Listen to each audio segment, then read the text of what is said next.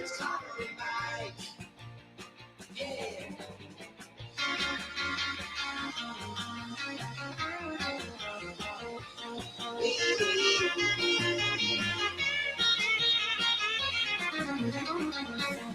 Happer and Schaefer. Happer and Schaefer. Happer and Schaefer. It's Happer and Mike. All right, good morning and welcome in. Happy Wednesday. It is Happer and Schaefer here on 1620 The Zone and on 1620thezone.com. I'm Connor Happer alongside Mike Schaefer and Joey Warcola. Hi, guys. Good to see you. Good morning, gents. Welcome back, Connor. What's up? Good morning, gentlemen. What's going on? How were the 2 days without me? I'm sure they were awesome. They were I'm sure great. you were like, this is great. They were great. I already did the accountability yesterday, but just to give you a highlight of what happens when you're not here and I'm running things. I never introduced Joey. We got to basically the headlines. Oh man. And I was like, oh yeah, we have the third person of our team who's been here the entire time, but I just never let him talk. No respect. Here's Joey. I know. That's a blatant lack of disrespect. In my defense, Joey. Whenever this seems I respect to happen, Joey.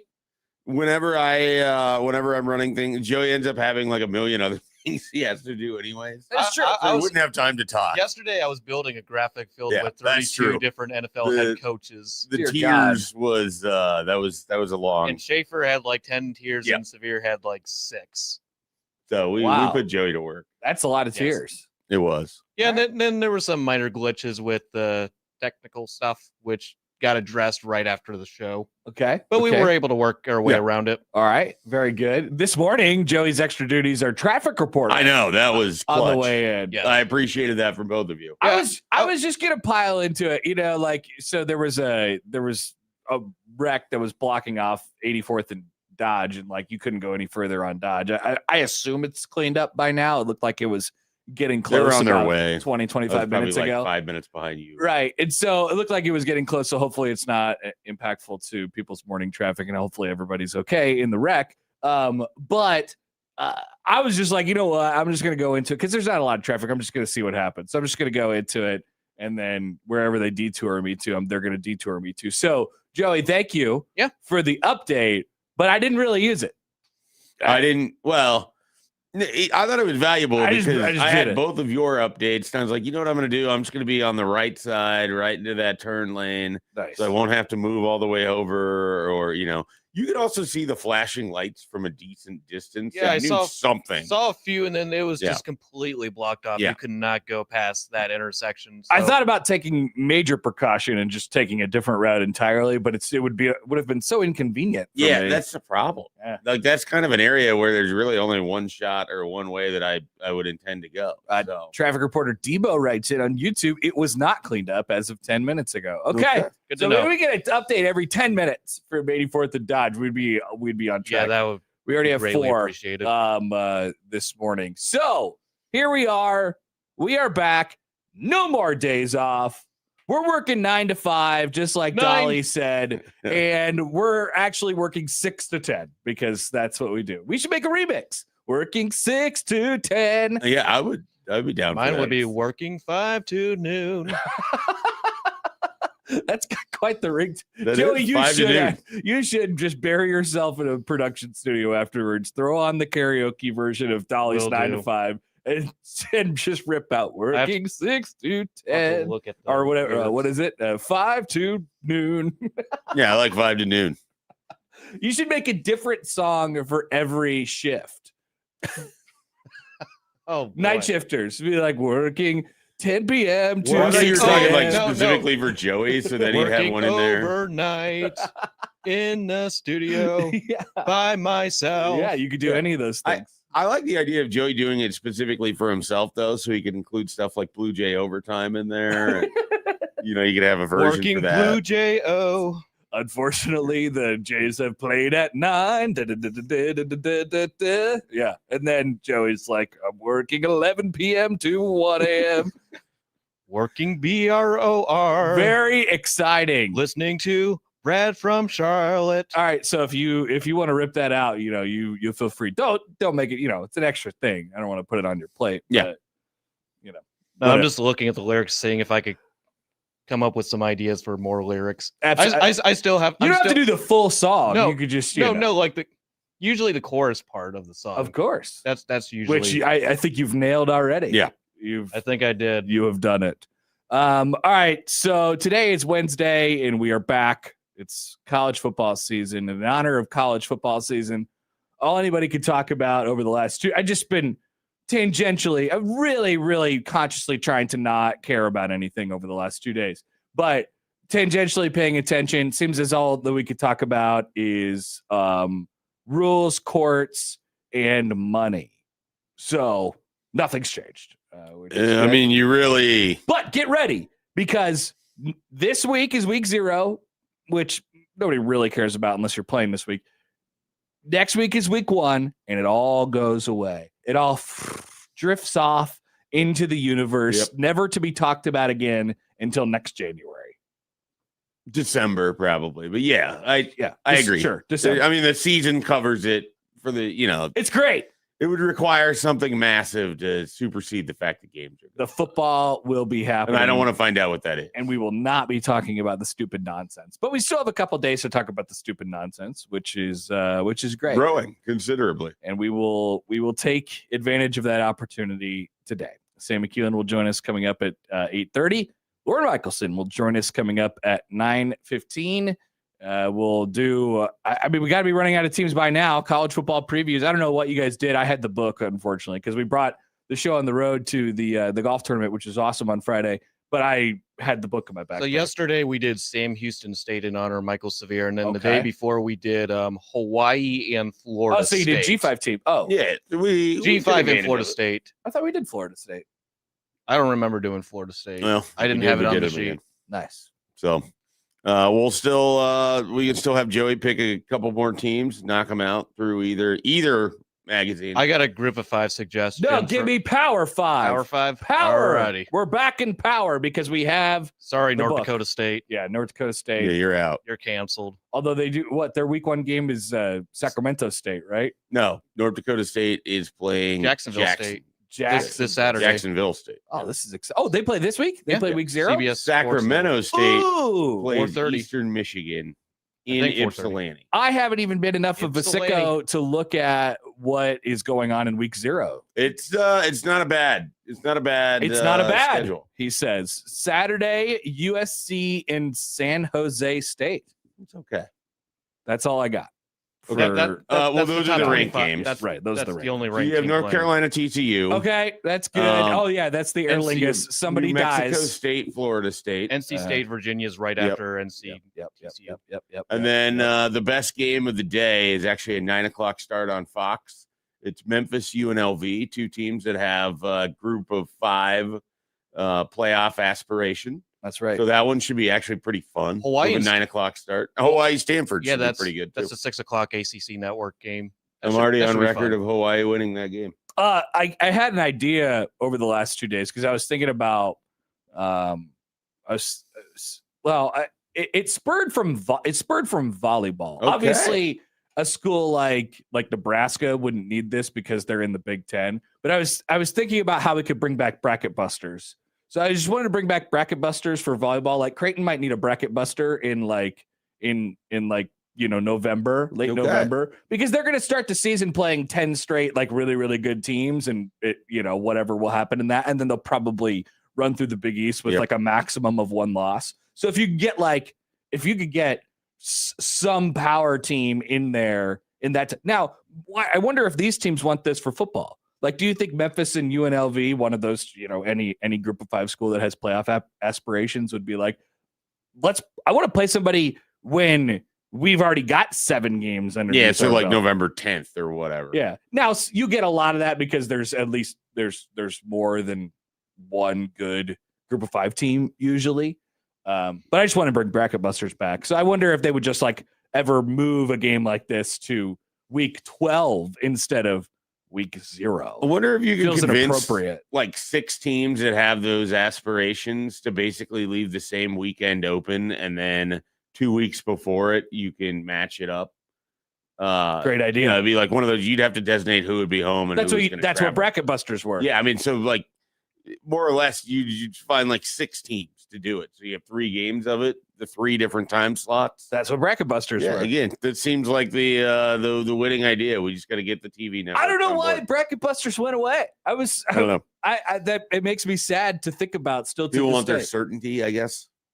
I don't know. Like if I'm a group of 5 school trying to notch another win and realizing, well, I don't play anybody with the Ken Palm score of below 200 for the rest of the season, and I have to win our conference tournament, I'd like to play somebody. I do sort of like the idea of important, not SEC November non-conference games. Yes. But like important November non-conference games. Because go back to February, and maybe Creighton had a game so you weren't able to watch, but like when Duke and Michigan played each other in basketball, it felt like you needed to watch that game. Like it was going to be critically important. And lo and behold, you watch 2 of the teams that you thought had the chance to win a national championship. One of them ends up doing it. We're so conditioned to have these games in the early portion of the season. Which then you're so conditioned to basically like, well, it didn't really mean anything. That game was in November. Nobody cares. It takes on a completely different light if you play it when you're in the thick of conference. Yeah, I agree. I definitely agree. Now, I don't know how much good it does, like a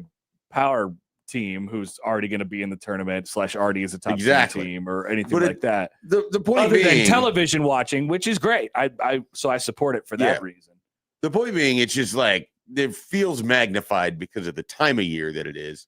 So if you took that game, UNLV in Memphis, and you put it in November, and UNLV starts off how they can, and Memphis plays to the level that they can, and say there's a 1 loss between them, and you throw that at 9:00, that'd be fire on Fox. It's like a playoff elimination game. I think people would be fired up about it. I would be super jacked. It'd be one of the games that we would pick on Pick'em. Yeah, well, there's no doubt about that.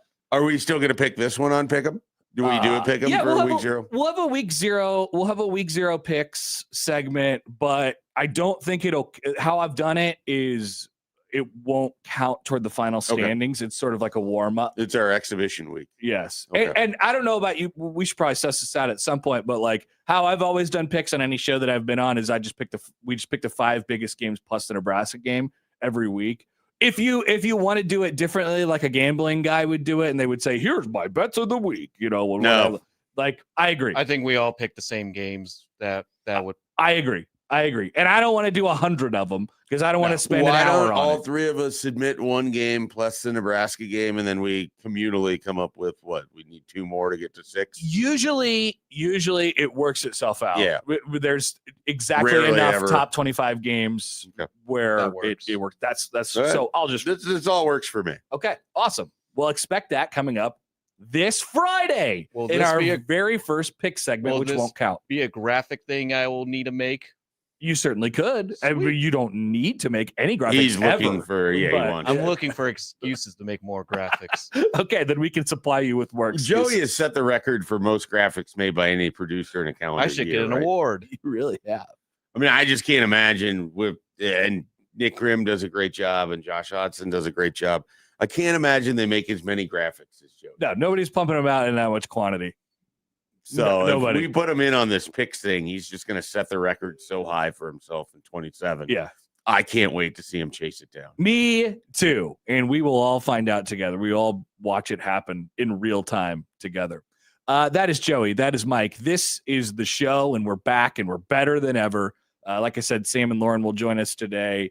And we'd like you to get in touch with the show. 402-951-1620. On the Prairie Flower Casino Zone hotline. You can call or text that number, tweeted us at HappenSchafe, at Connor Happer, at Mike J. Schaefer on the Liquid Trucking Zone Twitter feed. You can email Connor, Mike, or Joey at 1620thezone.com on the Equitable Bank Zone inbox. Who's that huge guy? And we say good morning to our YouTube streamers today, where Wes writes in on YouTube. He says it's going to be weird seeing North Dakota State play on national TV since they grew up a mile away from that campus when they were playing D2 teams like UNO. It is.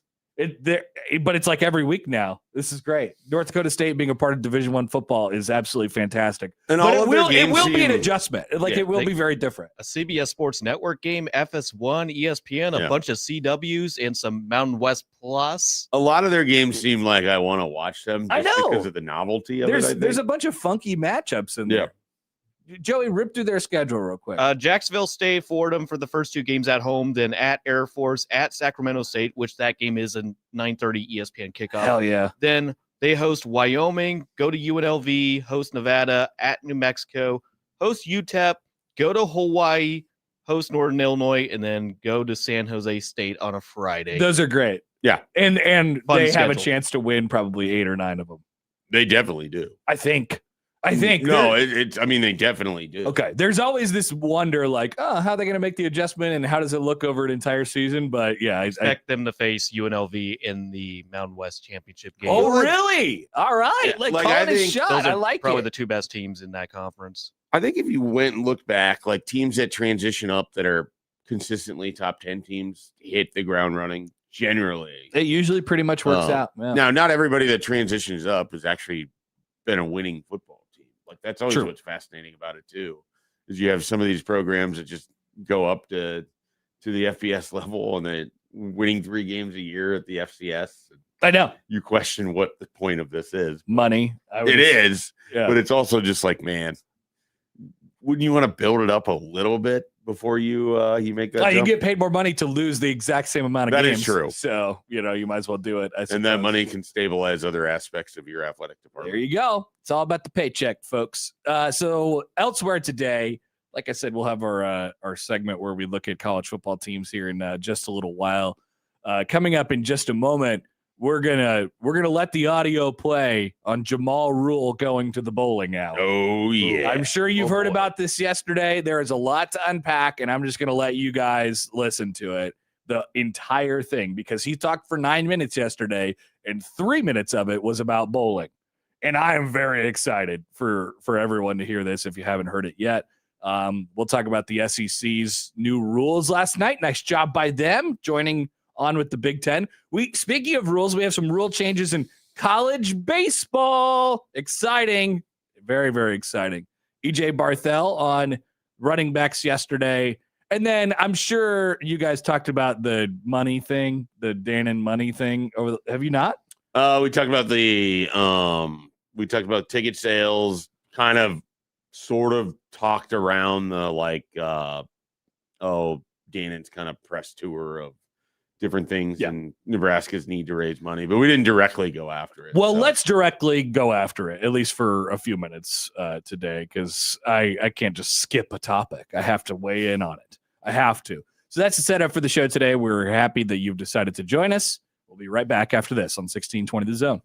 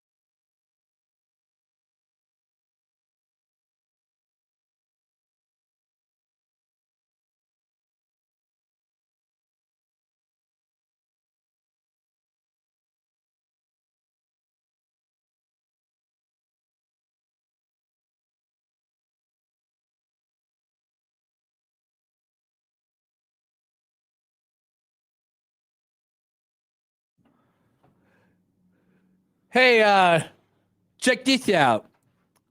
Mike Epps is coming to Omaha Saturday, September 5th at the Orpheum. And looks like Unsportsmanlike Conduct will have your way to get into the show all week. You could also get special discounted tickets for just $16.20 using the promo code ZONE. That's Mike Epps. I'll be a Doug. I don't know why I don't call him Flories. These are famous Mike Epps lines. I don't know that he'll be repeating them at his show. You never know. Maybe he'll just do a one-man run through of his acting career. All of his lines from The Hangover. It's possible.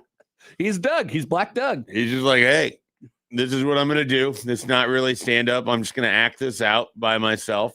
You guys fill in the other lines. I'll just do mine. That would be awesome.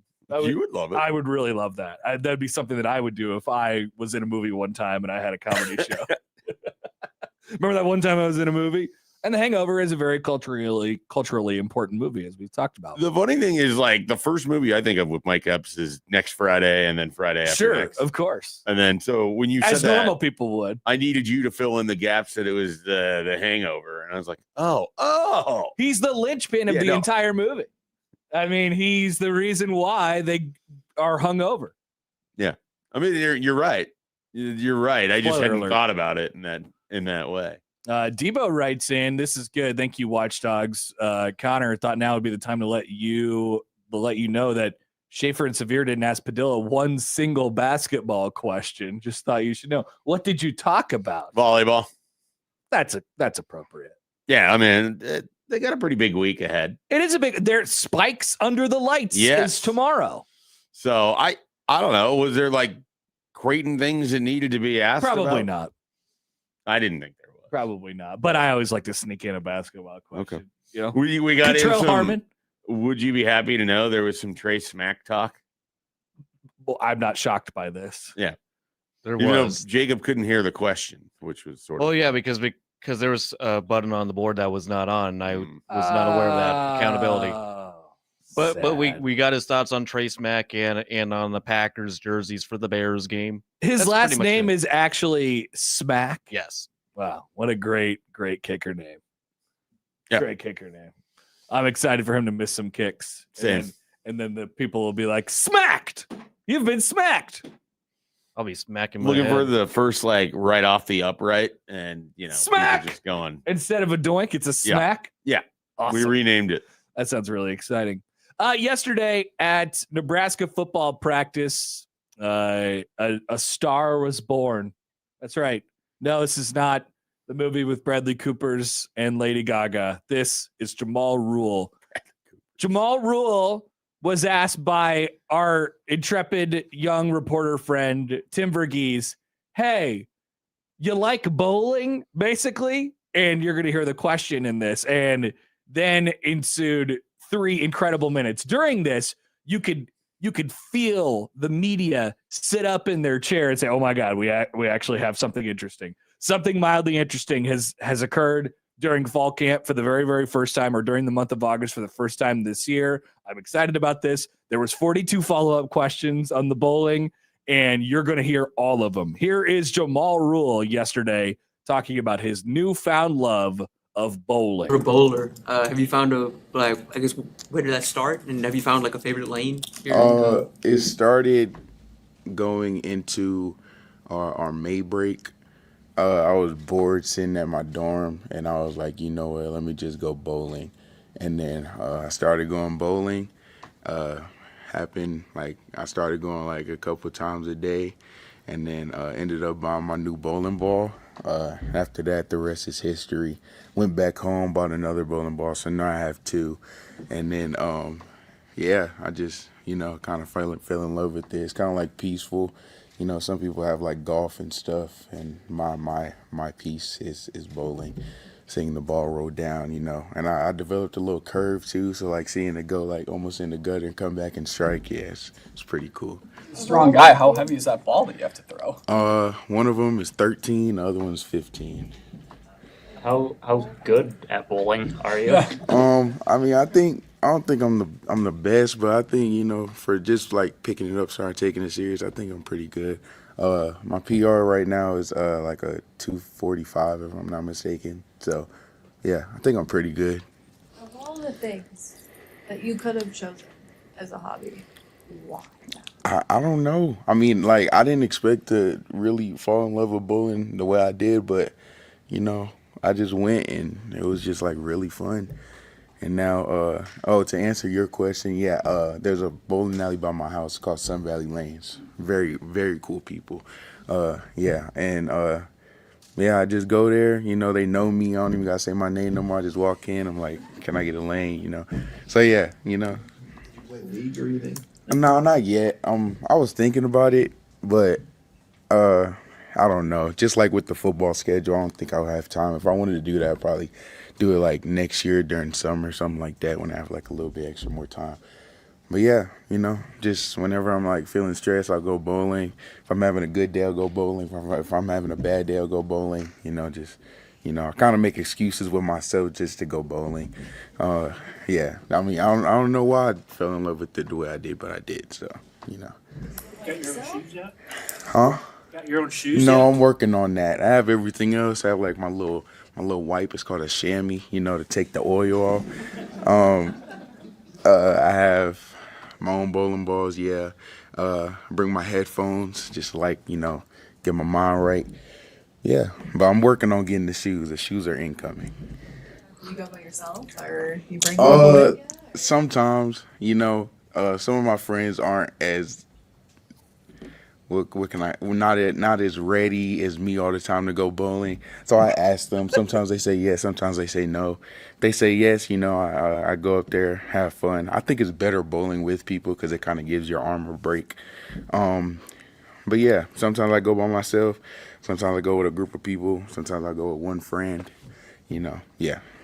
And there you go. It finally happened. The most interesting thing in August. There it was. It was Jamal Rule learning about bowling. His friends just aren't ready. They're just not ready to at go all. bowling sometimes.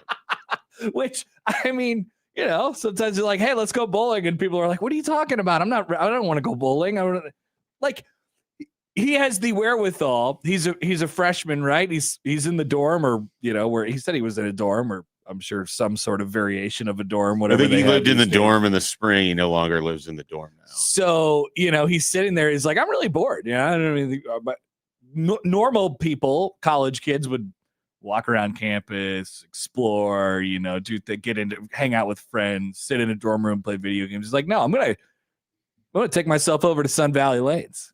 I want to see what's going on there. And now it's paid off. I've always wanted to be a regular somewhere. And he's become a regular at Sun Valley Lanes after just several months here. He walks in, they say, Jamal, you want lane 4 today again? He's like, of course I do. Thank you very much. And give me an order of tater tots while you're at it. Yeah. And then he throws his headphones on and he's got his chamois and his ball, and he goes to work. What he's about to realize, or possibly already has realized, is that Sun Valley Lanes is the best restaurant in Lincoln. I've said this for a long time. Sun Valley Lanes has great food. They do have very good food. And it's a great bowling alley. It's a great bowling alley. Yeah, it really is. And so Jamal Rule is all up in that thing, and he's bowling that thing down the lane. He's got his shoes. He's about to get his shoes. He's got his balls, and he's ready to rock and roll. I don't know why I have this sort of fascination with the idea of someday owning a bowling alley. I don't think that it'd be like financially a great decision or anything like that. I just think if you were going to own something, a bowling alley would be a cool thing to own. I think that is one of the things that Walter White was thinking about buying to launder his money. Yeah. People coming in with their $2 for their shoes, and they're like $14 to get a lane. He went with a car wash instead. Yeah. Car wash. I mean, makes more sense. It'd be a great way to launder money. A bowling alley? Yeah, I mean, you could put like a little arcade in there. Yeah, you know? there's definitely ways that you can make it more suitable for money wise. You got a bunch of people on staff, you know, stuff like that. You could definitely launder some money through a bowling alley. Oh man, listening to him talk about it, like this is what it sounds like when the people who get into golf and get the itch sound like. 100%. So it's basically the bowling version of the itch, and so all he wants to do is bowl now. You know, in addition to doing whatever for football. But bowling is what he's clearly thinking about. No, I mean, it won't be that long until someone says, is he bowling too much? Yeah. You know, It probably already has happened. Someone listened to this and like, I don't like this. Now I'm moving Jamal Rule down my list of running backs at Nebraska because he's going to be focused on bowling. I move him up.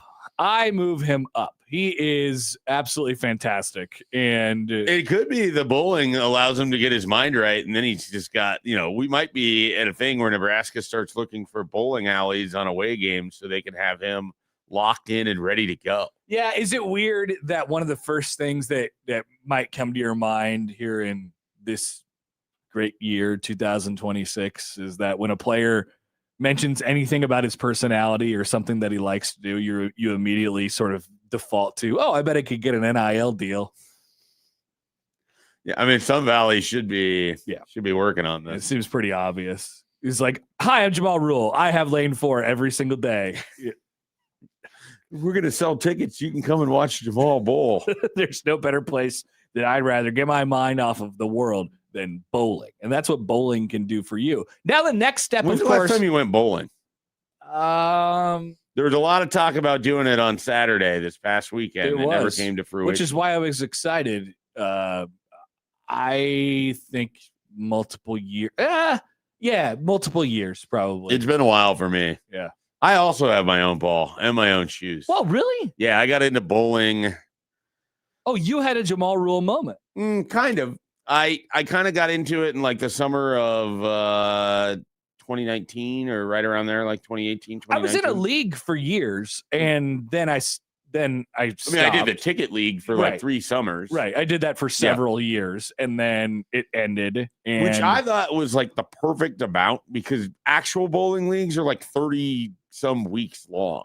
Yeah. Like they're forever. Yeah, it was like the ticket league was basically the summer. So you did like 10 weeks, which seemed a little bit more my speed for a bowling league. And then since then, I probably have gone bowling like a maximum of twice. Yeah.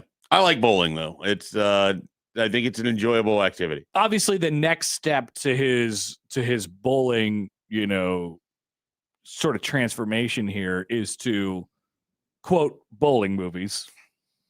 So I wonder if he's watched Big Lebowski. How many? I was going to say, so there's basically 2 bowling movies. That's it. That's really all you need to watch. One of them isn't really a bowling movie. It just sort of involves them bowling occasionally in between adventures. What, Big Lebowski? Yeah. I mean, Big Lebowski. Is Big Lebowski a bowling movie? I don't think it is.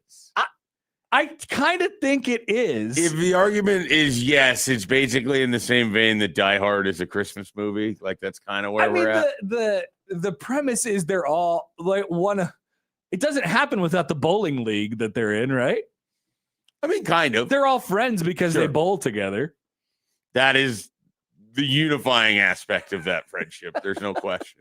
Nobody wants Donnie around except for bowling. No, I want Donnie around. Donnie is non-inconsequential to me. Nobody wants to hang out with Walter Sobchak. That Clearly, guy seems the like dude would rather hang out with Walter than Donnie. The dude didn't even like Walter. The dude doesn't know any or like anything. He just exists. Walter just the dude abides, man. The dude does abide. He just goes. He just goes to places. And that is Donnie seems fine. Donnie doesn't do anything, but Walter always gets mad at him. That's one of those movies that would rank up there for among the most that I've like rewatched. I think it's pretty high. I'm definitely in the teens at this point. I'm always, if someone's like, "Hey, I'm watching The Big Lebowski. Do you want to come over?"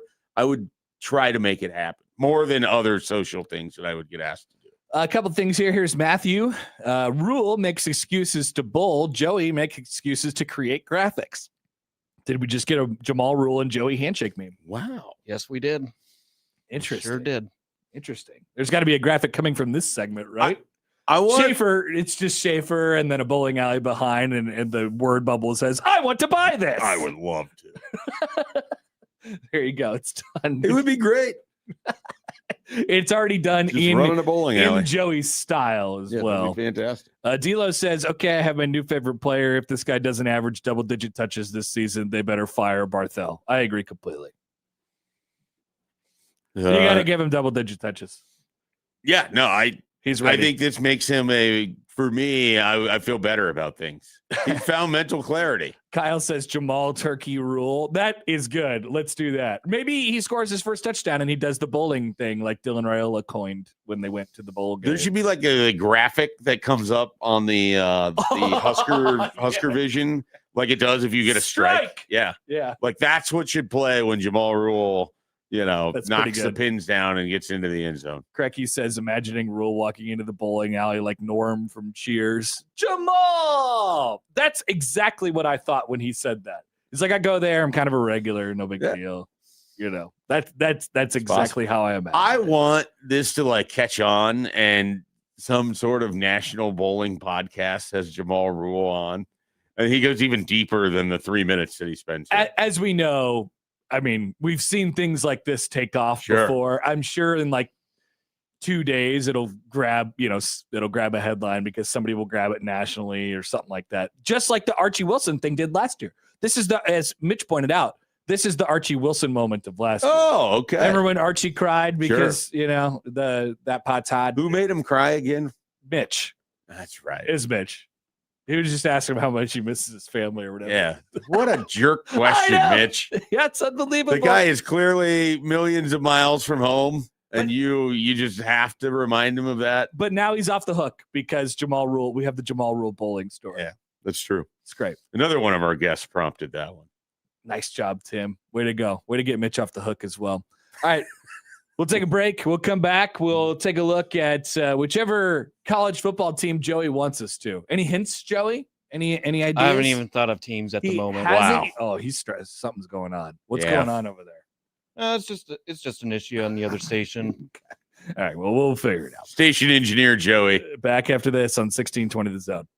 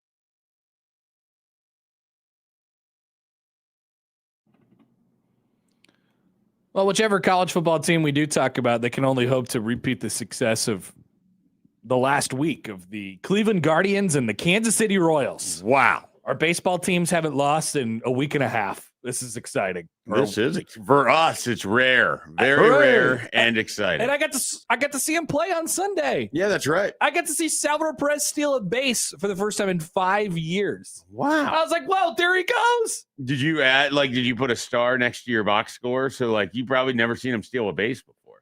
I was actually going. I didn't have enough time yesterday to go through and look. Yeah, I'm guessing that I haven't, considering he's only stolen 7 in his I was career. Say. But it'd be pretty amazing though if you're just a random May game in 2018. I was going to a lot of games from 2012 to 2019. So I don't know. Funny. It's possible. But the Royals break them up. They've won 9 games in a row. It's amazing. And no, they're still not going to be a playoff team. But I like when they win. They've won 9 games in a row, and they have put some real distance between themselves and the Athletics and Angels for last place in the AL. That's right, baby. So, and I mean, they're Who's not next? that they could run the Tigers down. Well, they just got done sweeping them over the weekend. Yeah, so they're there. That is a mash unit. Their lineup, I'm like, who are these guys? I mean, that's the Royals lineup is too, but geez, exactly. That's what I was saying with the Tigers on Sunday when I saw them in person. Torkelson's a huge guy. And I saw, so this is a good conversation point for Friday. I did hang out with Jake Sorensen at the game on Sunday. He was there, even though he told us he wasn't going to do anything. He showed up at the Royals game, and he's like, "Let's hang out." And I'm like, "Okay, great." I can't Did wait he to hear know this. that you were going?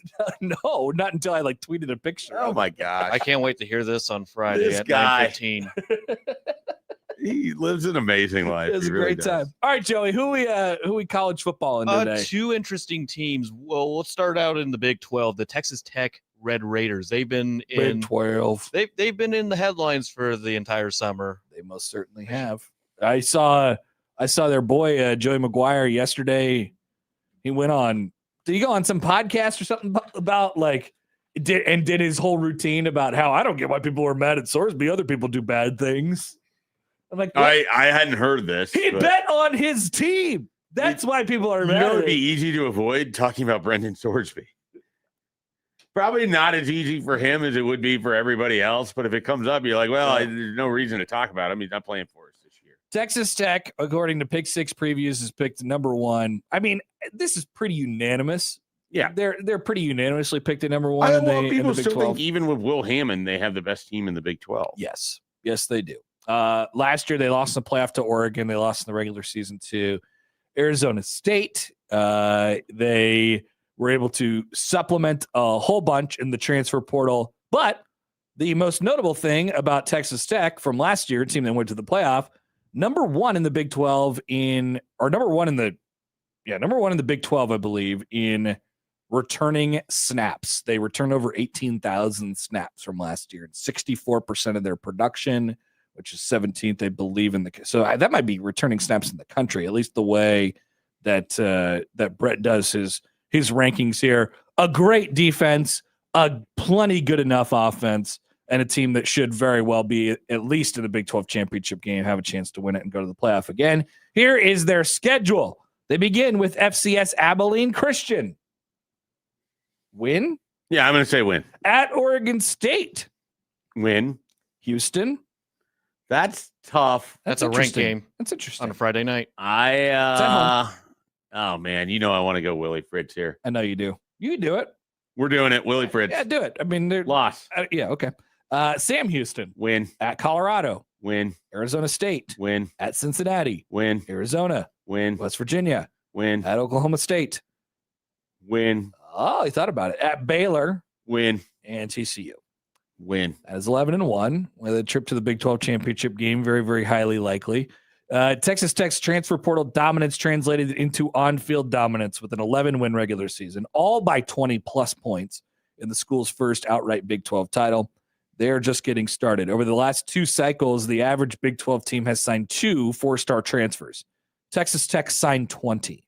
They are fully reloaded again with the most talented roster, no matter how you view it. Recruiting rankings, transfer rankings, all conference players in mock NFL draft picks, etc. Tech's Texas Tech avoids BYU and Utah, and their 4 toughest Big 12 opponents all have to come to Lubbock. Texas Tech proved me right by getting Dallas last year. This year, they are my pick to repeat as Big 12 champs, and they have the best shot in the Power 4 to go undefeated. Oh, that's an interesting little note. Best shot in the Power 4 to go undefeated. That schedule, I mean, you like makes a lot of sense. They're in the Big 12. I took Houston, but Texas Tech could win that, and then it doesn't. Like Arizona State, because they lost to them last year, you'd maybe pause on that. Arizona, and then TCU and Oklahoma State. So they have like 5 games that are closer to 30%. It is the Big 12. I mean, it could go a little haywire at any time, I suppose, but this is the team that is viewed, and it's not just like a perception thing. It's their roster talent says they should be pretty immune to getting clipped by anybody who's in no. Everybody else is in business. BYU, Utah, like they could get clipped by West Virginia or Colorado or something like that. Unlikely. Yeah. Texas Tech, there's almost no chance. Right. So they're gonna smash like a handful of those teams. Their defense is so good. Right. And like I said, good enough on offense. I guess I didn't realize, or maybe the stat came up again in that they every game they won last year, they won by more than 20 points. Right. And most of them they won by way more than 20 points. Well, and then the 2 games against BYU, they largely dominated those. Like it wasn't like it was a particularly close 34-7 and 29-7. Yeah. The defense was really good. Yeah, there was only one game last year where one regular season game where they went minus in the turnover category, and then of course when they got smoked by Oregon in their bowl game, they went -3. Right. And so that was their. I continue to just basically be like, man, had Sorsby never encountered his gambling addiction, of course, I would be so fascinated by this Texas Tech team because it's such an upgrade to him at quarterback in my mind. Well, and he's the perfect. In my mind, he's sort of like the perfect guy to be as a football player to be on that team.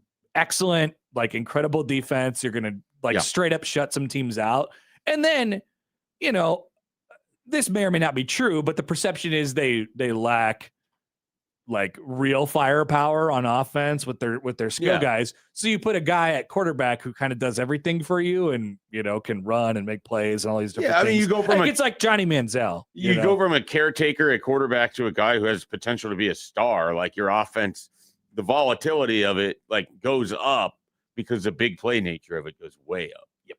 And you pair that up with a defense. And this is a place where you could afford some volatility because the gap between you and everybody else in the Big 12 is just so wide.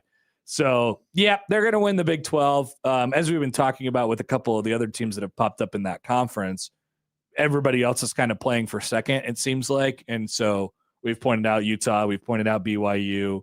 Everybody kind of just like, I haven't seen that many picks that say somebody that's not BYU in Big 12 championship game with There's Texas a Tech. lot of like BYU and Texas Tech make it thought. And I assume that stems from the SEC's extra game tamps down how many teams they might send overall. Sure. It'll be interesting with the rankings at the end of the year. Maybe BYU wins enough, loses the Big 12 championship game, is still able to get themselves in. We will see. All right, that's our preview. Thank you, Joey, for picking Texas Tech. Shout out to Joey McGuire. Keep doing those podcasts. Keep talking about Brendan Sorsby, or don't. Probably the better option for you. Take a quick break. We are back with the 7 o'clock hour right after this on 1620 The Zone.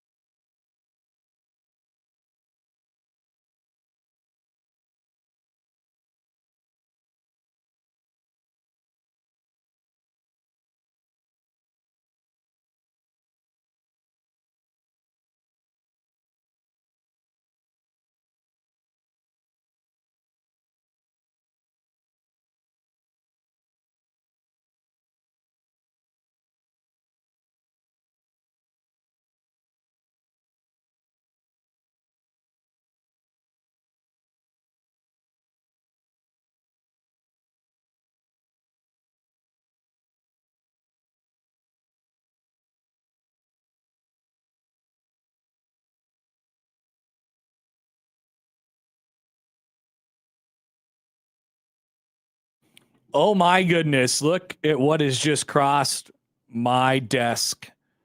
This week's half off deal is Vala's pumpkin patch. Oh yeah. My goodness. Yeah, it's Vala's season. Can you imagine yourself and others at Vala's pumpkin patch? Of course you can, because you do it every year. Well, why not get 2 anytime passes for the price of 1 this Friday at 9 at 1620thezone.com to the Great Vala's Pumpkin Patch and Apple Orchard. Of course, there's plenty of events going on this season out at Vala's as well. You know the drill. This one will go very fast based on history of us doing this every year. Friday at 9, you're going to want to be at 1620thezone.com to get the deal here, because it'll go away by about 9:03, which would be my guess. Usually we get an email at about 9:03. It's like, yep, the Vala's are gone. It's like tickets to a Husker volleyball game or a Taylor Swift concert or something like that. Vala's half off deal. There's probably as many people that show up to those things as you'll see parked on the hillside over from the interstate. Seriously, yeah. It's nuts. Has anybody, we did the thing about fall weddings last week. Has anybody mapped out the potential Vala's weekend? I already know when I'm going to Vala's. Oh, really? Yeah, Shelby's job has a corporate event. Oh, you got a bonfire? You got a little pit? It's on like a Sunday. They'll have like one of the pavilions where they'll have like hot dogs and burgers or whatever for people, but it's a reduced rate. And we took Hudson last year. He absolutely loved it, even though basically all he could really do was go down the slides and play at the sports pavilion. This year, all he's going to do is go down the slides and play at the sports pavilion, and he's going to absolutely love it. That's what I would do. Yeah, I already know it works great because the Vikings have a later afternoon game on that Sunday, so we'll go in the morning right as it opens, and then we'll bounce out in time for a nap, and I'll be able to watch football. It's a winning Sunday all the way around. There's got to be a road game in there that is just perfect for Valazing. I mean, it's like 8 weeks of Vala's. Yeah, well, the first road game being Michigan State, so September 26th. Yep. Is that you think that could be the big one? It's definitely on the radar, considering, I don't have volleyball that weekend. Sunday looks October 24th, the week before Halloween. That's the bye week. Is the bye week. Yeah, you can't go on the bye week. That place is going to be flooded. Everybody's going to be going on the bye week. You got to be careful. But, everybody of course will be mapping it out as always. You get the zone deal on sale. Will you Friday. be at Vala's at any point? Yeah. Yes. Multiple times? No. Oh, okay. I don't think so. I mean, unless I'm required to. I don't know if you had like friends who like to rent out a fire pit and then people would go hang out there. I think we did a couple years ago, but I guess I don't know. I don't know what the Vala's plans are this year. Who knows what the future brings. I'm pretty sure I'll be there at least one time. Did someone say schedules? Whoa! Yeah, watch out. Incoming. Yesterday, it was announced that Penn State and USC, this is Saturday, October 10th. This is week 6 of the college football season. Wait, Nebraska plays Indiana that week. That's interesting, isn't it? USC and Penn State. A winnable game, you think, Joey? Yeah, I've been hearing the things. They're going to play a night game on NBC. Whiteout. Saturday night. It's the whiteout game. Now, we already know that Iowa and Washington is the Friday night game the night before. That is an 8:00 start 8:00 Central live from Seattle. That'll be really cool. That's a great Friday night game, Iowa and Washington. And then here are some other games, just to note. Here are some games that you could throw away, first of all. Ball State and Northwestern. BTN. Toss it out. Illinois and Michigan State. FS1. Yeah. Peacock. Smells like some FS1 action there. We got Maryland, Ohio State. Should we put a pin in that, Joey? Put a pin in that? This is early season Maryland. This is Ohio State. We got UCLA and Oregon. That smells like to me, right? Yeah, that makes sense. That's CBS. And we have Indiana and Nebraska. Oh no! That was the wrong one. Is that Gus? Is that him?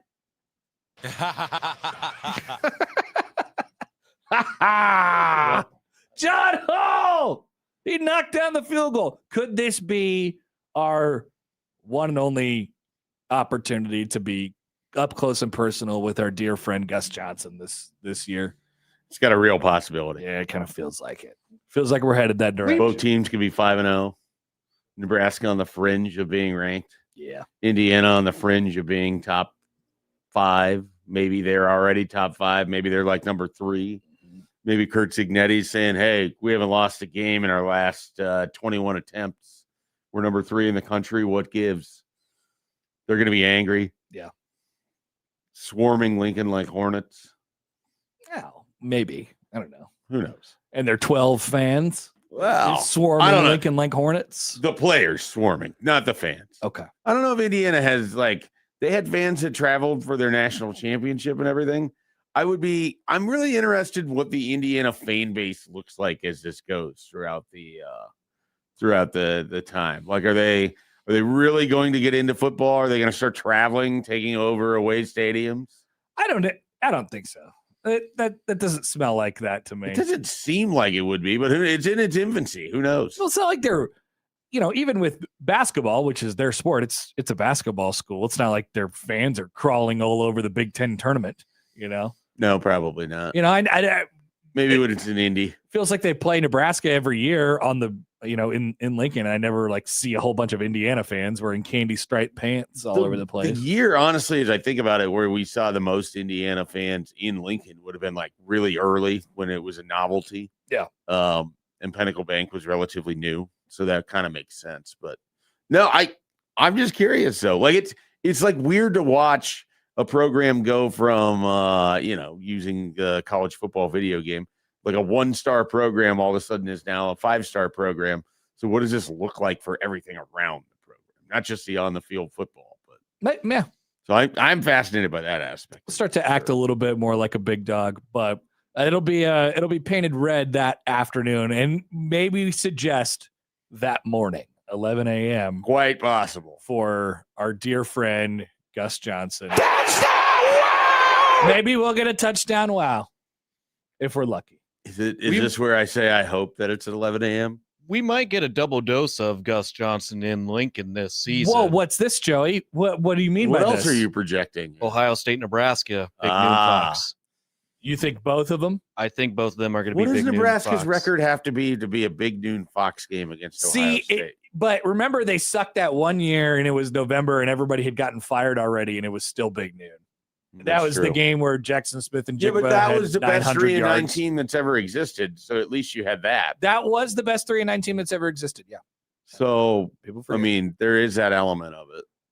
I'm pulling the schedule. So I'm looking at Friday. I'm looking at Saturday, November 21st. Going into that game, they would have needed to win their last 3 to get to a bowl game.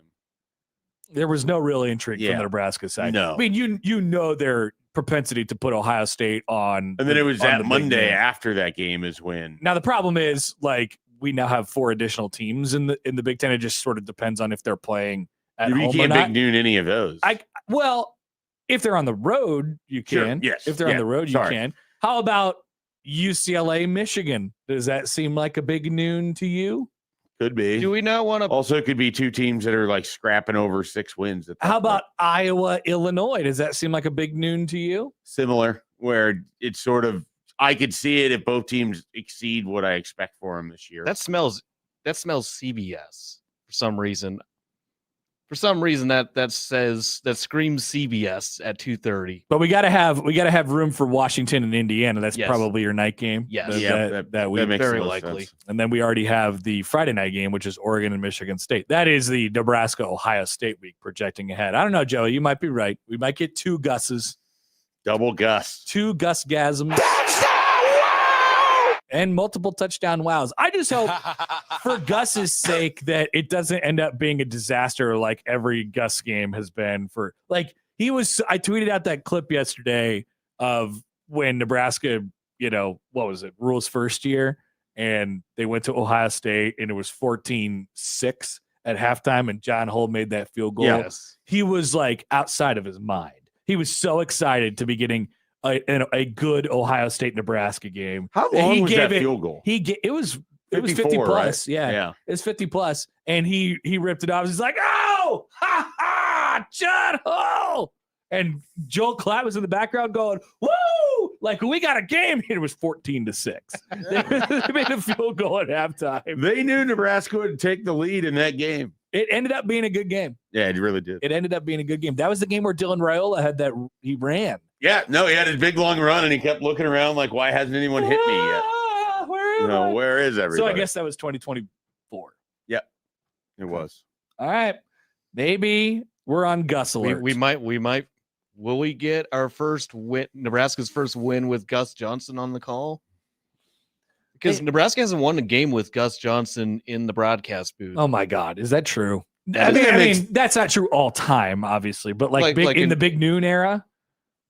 I mean, it kind of makes sense because they never win ranked games, and you're not going to have a Gus Johnson unranked. Because I think their first game when Gus Johnson was on the call in the modern day, when Fox finally got college football games, was that UCLA game down at Pasadena in 2012.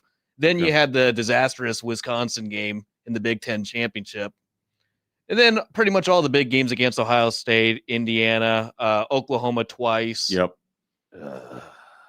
Would he have had Oregon in like 2016? No, the home game was on ABC. Yeah, that was Bob ABC, ESPN game. Part of the issues I have is I can't remember how many times Nebraska's even been on Big Fox. I can tell you, like he's had Iowa games, right? He's never done a Black Friday. Not done one. I can tell you their history on Big Noon, which is going back to 2019. Would you like to know this? Winless. All right, 2020. There's no way they have a win. 2020, Nebraska 17, Ohio State 52. Okay, that's a loss. Let's see. 2021, Oklahoma 23, Nebraska 16. Loss. That's a good game, though. 2022, Oklahoma 49, Nebraska 14. That's where Gus literally left. He got sick, and Brady Quinn went up to the booth Nebraska to take over. 22. Gus Johnson was doing play-by-play at a point during that game. No, 14, 49-14 in that game. That was in 2022. 2023, Minnesota 13, Nebraska 10. That was week one, opener. Thursday night. Yep. Jeff Sims. It's a fun one. How about 2023? Colorado 36, Nebraska 14. They got to get him out of there. He's killing him. That was what Gus said about Jeff Sims. He's killing him. Okay. Continue this list. I have a thought. 2024, Indiana 56, Nebraska 7. Ohio State 21, Nebraska 17.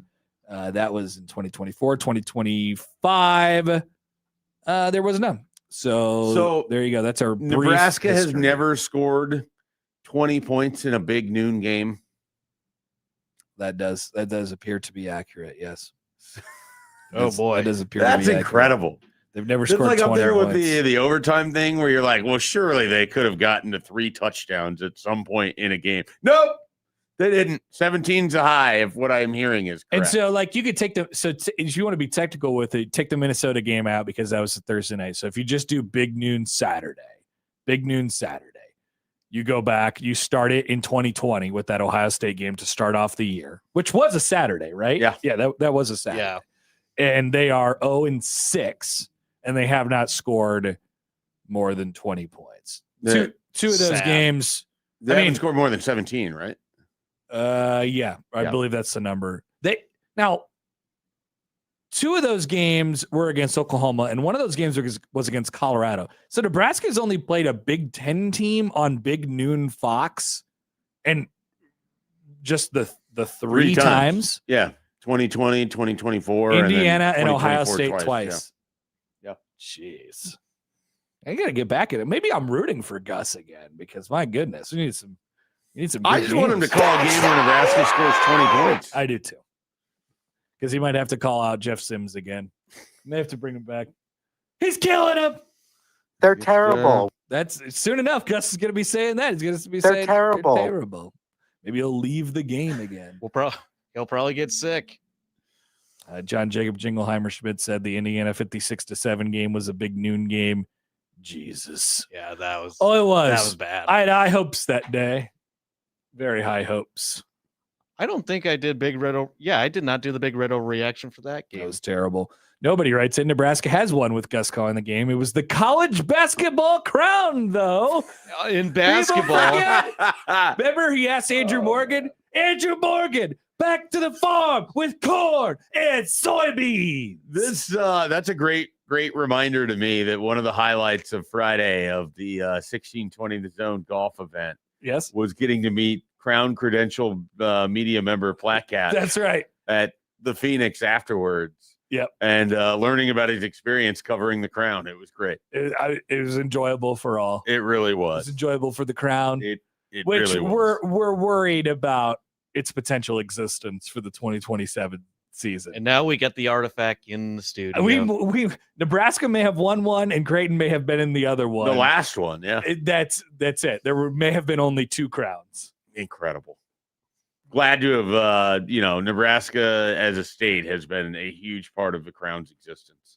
Yeah, it has been a very big part. It's possible no state has won more games collectively in the Crown than Nebraska. I mean, there's no doubt about that, right? Yeah. Well, I'm trying to think of who could even. Was West Virginia in the first Crown? I don't think so. I think they were in the NCAA tournament. I thought Nobody were in had the back. NCAA Nobody had back-to-back crowns. Is it DeVries, right? Yes. He came from West Virginia. Didn't they make the tournament his last year there? Okay, let's see. West Virginia, we're looking at 2025. Yeah. They lost the Big 12 tournament and their season ended. They did not make the tournament. D-Rock. They must have got left on the bubble that year. Anyway, the winners of the college basketball crown last year. So, yes, I believe you were correct. No state has won more college basketball crown games, and that may be the case throughout the history of time. We are a little concerned about the existence of the college basketball crown. All right, when we come back, as we'll take a quick break here, we'll hear from Nebraska running back coach E.J. Barthel, who is doubling and tripling down. He loves his room. He loves his running back room. Do we love his running back room? They keep telling us this. They keep saying it over and over again. Soon enough, I'm going to believe them, right? That's how it works. They do realize at some point we'll get to see the running backs ourselves and their love will be visible to all. Because there's like an element of this where it's like the guy who tells you he has a girlfriend, but she lives in Canada. Mm-hmm. But that's kind of what it's starting to feel like with Nebraska and their running backs. Like you go to no. We love these guys. But when I would go to elementary school and we would play sports in gym class, and I'd be like, okay, football and like basketball and whatever it is, and I would tell all the kids, I was like, trust me, my sport is baseball. They're like, yeah, your one sport is the sport that nobody plays in elementary school, at least with the elementary school. I'm like, yes, that's right. So. We'll have EJ Barthel. You had to convince the kids that you were. Yes, I had to explain to them that I was good at baseball. They didn't believe me. Good at other things too. I was okay, I'm sure, at other things. I was like, I'm the best at baseball. And they were like, how convenient. We don't have a baseball unit. We don't have a baseball unit in gym class. Have like a softball unit or anything like that? Kickball, I think. Okay. Kickball. All right, we'll hear from EJ Barthel next on 1620 The Zone.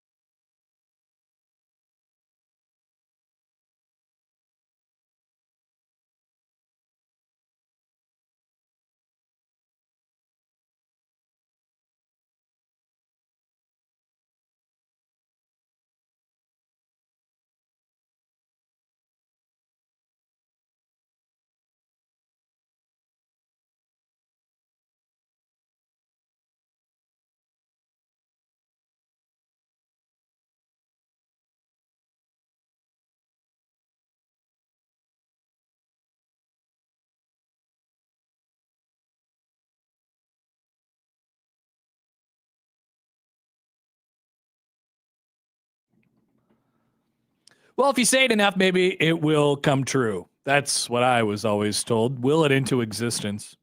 Now, you be the judge on if that is the situation that we're dealing with here with Nebraska running back coach E.J. Barthel, or if he really thinks that the room is going to provide a lot to them this year. Here is Nebraska's running backs coach on the room that he has underneath his wing right now. It's for me, it's like I said in the spring, this is the most talented room I've had.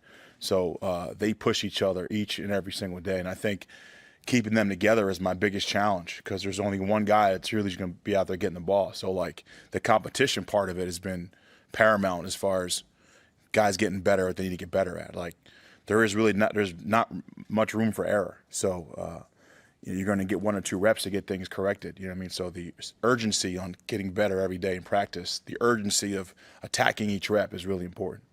There have been cases, there have been examples of Nebraska coaches in Matt Rule's time here being outwardly and maybe overtly, effusive in their praise for a certain position group. And we pair that along with the knowledge of the coaching staff's knowledge of what the perception is of that individual room in general. For example, we have talked about in the past, Matt Rule, anybody else's response to when they are either asked about the running back room or not asked about the running back room. They have, as of late, over the last 2 weeks or so, have seemed a little bit annoyed by the conversation going along with the running back room. And E.J. Barthel goes up there yesterday, and he's like, I think we have the most talented room that we have. He has been consistent in that for the record. They have 3 running backs that they seem to really like. Those 3 would be Mekhi Nelson, Isaiah Mosey, and Jamal Rule at this point. That's the way that they talk about them, and certainly that was the way that EJ talked about them yesterday in his later comments during that press session. So what say you, Mike Schaefer? Is this real? What's going on with this position? Yeah, I have a tough time taking them at face value, telling us how much they love this room when they didn't really utilize these guys last year. Now, I get you have Emmett Johnson. He was an All-American, et cetera. I just feel like it's a lot of like, oh, yeah, no, trust us. We're good. We're good. Trust us. We're good. And Matt Rule hasn't earned that from anybody yet. Like, he's done that on a couple different things. Like, oh, we'll definitely get special teams fixed in 2024. They proceeded to get worse throughout the rest of the year to the point where, like, I don't care for that in the sense that I need to see them do it. Like, I need to see the running backs be good against teams throughout the entirety of the season. I need to see Mekhi Nelson prove that he's someone that's capable of handling any kind of workload that's expected of being the expected starter, or whether it's Mekhi Nelson or Jamal Rule or Isaiah Mosey. They're already setting the stage of, one of the issues you run into when you don't have a singular running back that you trust is you kind of have to guess which one's going to be productive for you. So it's, are they going to consistently be able to find the guy who's the hot hand? Can they run the right plays for these guys to be successful? Do they have different roles for each of them as they step into when they're on the field? Or is it the same offense regardless of which running back is out there? Like, I think these are all legitimate questions that we're not going to have any answer to until November at the earliest. It's not like if they go through the first 3 non-conference games, you're going to be, well, they fixed the running game. No. I mean, we're going to have to see I what think it it's going to be a competition throughout the entire month of September. Which is fine. Like, I don't care which, and if none of these guys run for 1,000 yards, fine. If they're adept, and E.J. Barthel has done this before where he's had a group of running backs and nobody emerges as the best one, but collectively they still ran for a bunch of yards, et cetera. He did that at UConn. Like, that's something that he's experienced before. I just think this staff has absolutely no history of showing that they can stick with a running back outside of Emmett Johnson last year previously, when they haven't had Emmett Johnson as their de facto starter in 23 and 24, the guy that ended up being the running back in November was someone who was third or fourth string at the beginning of the year. Like, I don't have a lot of trust that these people know exactly what they want at running back, are going to get what they want out of running back, and everything else. What I have more trust in is that they went out and they built up their offensive line. So even if they don't have the best running back, they're still putting themselves in a better situation to run the football this year compared to last. Yeah, I don't know. There's a lot of different things that are working here. You have, like I said, I think it's all prefaced with their seeming, like, everybody wants to ask about the running back room for a variety of different reasons. Number one, because you're replacing an All-American from last year. And then there's the stuff that happened with Mekhi Nelson over the summer, and how they added Tyke Hayes and how they lost Tyke. Like, there's kind of just been some stuff that has happened there. So that's why people want to ask about it, because it is one of the only positions on the team, if not the only position on the team, in which it is incredibly unclear who the first person out there will be. My guess is at this point it will be Mekhi Nelson who will get the first crack at this. Right. But if you average it out throughout the first game of the season or the first 3 games of the season, I would imagine that all 3 of those top guys are going to be pretty close, and that the next 2, who according to EJ Barthel seem to be Vince Genatone and Connor Booth. Interesting that there's, no Quentin Ives in that conversation. Yeah, they love Quentin Ives. Yeah, right. This is why I can't take any of this serious. Those 2, but just to finish the thought, those last 2 guys that I mentioned will probably get a bunch of carries in the first 3 weeks as well, because the games will dictate that. We won't have an answer. Sorry. Well, no, you're good. It's just that you spent 3 years telling me how much you love Quentin Ives. Here it is, year 4, time for him to show anything at all. And he's not even mentioned in your top 5. Is he hurt again? Possibly. I don't know. Is he ineffective? You've loved him for 3 years and you never really put him on the football field. And now you tell us that you love this running back room. So what am I supposed to do with this when history shows time and time again, when you try to amplify things, either to diffuse concern that people might have with it or to build confidence in the room, whatever it is, whatever the tactic is with it. But when you tell me that you loved Quentin Ives for 3 years, and now he's in his 4th year. I've loved him for 3 years. And now he's not in your top 5 of running backs. He's behind Vincent Genatone and Connor Booth. That's kind of the impression. What does that mean to me when you tell me, well, we love our running back room? What am I supposed to do with this? And the worst part of it is, to me, is that right away with Quentin Ives, you can see that this is a group that really, they look at running backs and they don't think about it conventionally. Mekhi Nelson wasn't recruited by other Power 4 schools. Quentin Ives wasn't recruited by other Power 4 schools. Jamal Rule, who I like, was recruited by other Power 4 schools, but it was a guy that wasn't a super high-end running back relative to recruiting rankings. But he's a very productive high school player. Now we know he's a world-class bowler in the making. Hell yeah. So that's exciting. And then Isaiah Mosey's a wide receiver converted over to running back who didn't look comfortable running the football last year as a running back. So, well, and throw Emmett on top of that. There's no way they thought they were going to get that out of Emmett Johnson last year. And that's to say, things can absolutely. Mekhi Nelson could be really good. All of these things could be true. It's just I don't have a track record established at this position with this coaching staff where I should believe anything that they say at all. Because you spent 3 years telling me how much you love a guy who's not even 5th on your depth chart. So what? The ultimate question, the bottom line here is then, what are they going to actually get out of the position? And the answer to that could be it's buried in a whole bunch of different other things. Like, what's your running back look like? Or what's your offensive line look like? What's your running game look like in general? How much does the quarterback help the running backs and their ability to kind of create space and at least that split second of indecision from the defense of who you're supposed to take and things of that nature? I think that will all help Nebraska in the run game in theory this year. But Emmett Johnson last year was really special. I mean, really, really special. And the reason why Emmett Johnson is so they talk about Emmett Johnson he's, we developed him and he's in the NFL. The reason that Emmett Johnson is in the NFL right now is because he could do all of the things that I think EJ Barthel thinks that these running backs can do. Plus, he makes people miss at a really, at a really, really high rate. And he turned a lot of 2-yard runs into 5-yard runs. And he turned a lot of negative 2-yard runs into 4-yard runs and stuff like he just kind of did that over and over and over and over again. And it never really let off the more carries he got.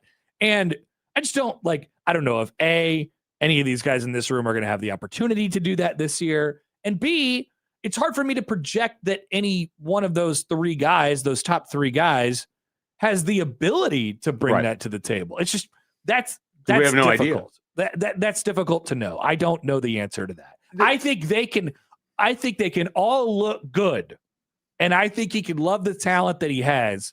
And it still doesn't equal, the type of, not just the production, not just the baseline production that Emmett gave you last year, but the play to play. I'm going to keep coming back, and it's going to be really difficult to bottle me up. Right. Like that stuff. I just don't know if any of those guys have that, and it's impossible to know. I think one of the things that's also hard too is that Emmett had 2 seasons of basically reps that led to last year's breakout. That's true. So you have a lot of these guys who don't have anywhere near that history that you're sort of relying on, and they're going to be going through this. And that's why, you have 3 of them, but is that even going to be enough? You might need Vince Genatone. You might need Connor Booth. You might need Quentin Ives at some point, because these guys haven't had to go through a full season with any kind of workload expectation at all.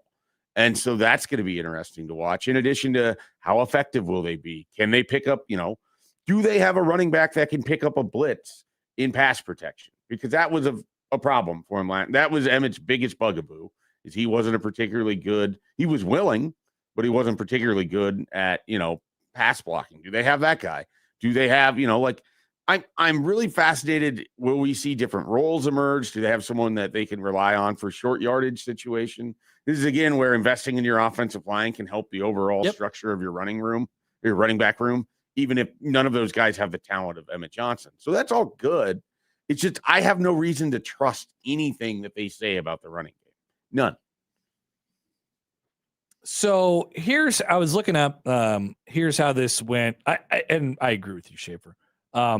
Last year, it went like this, just from a running back split situation. Emmett Johnson, 251 carries for 1,451 yards. Pretty good. 251 carries. I know. Just think about that. Mekhi Nelson, 27 carries for 147. The other thing that, just to mention this real quick, the other thing that, if they get bothered about the whole asking about the running back thing, is just give it up. I'm going to continue to get bothered about when they mention what Mekhi Nelson did in the bowl game. He had one good run in the bowl game. Yeah. Okay. I don't care.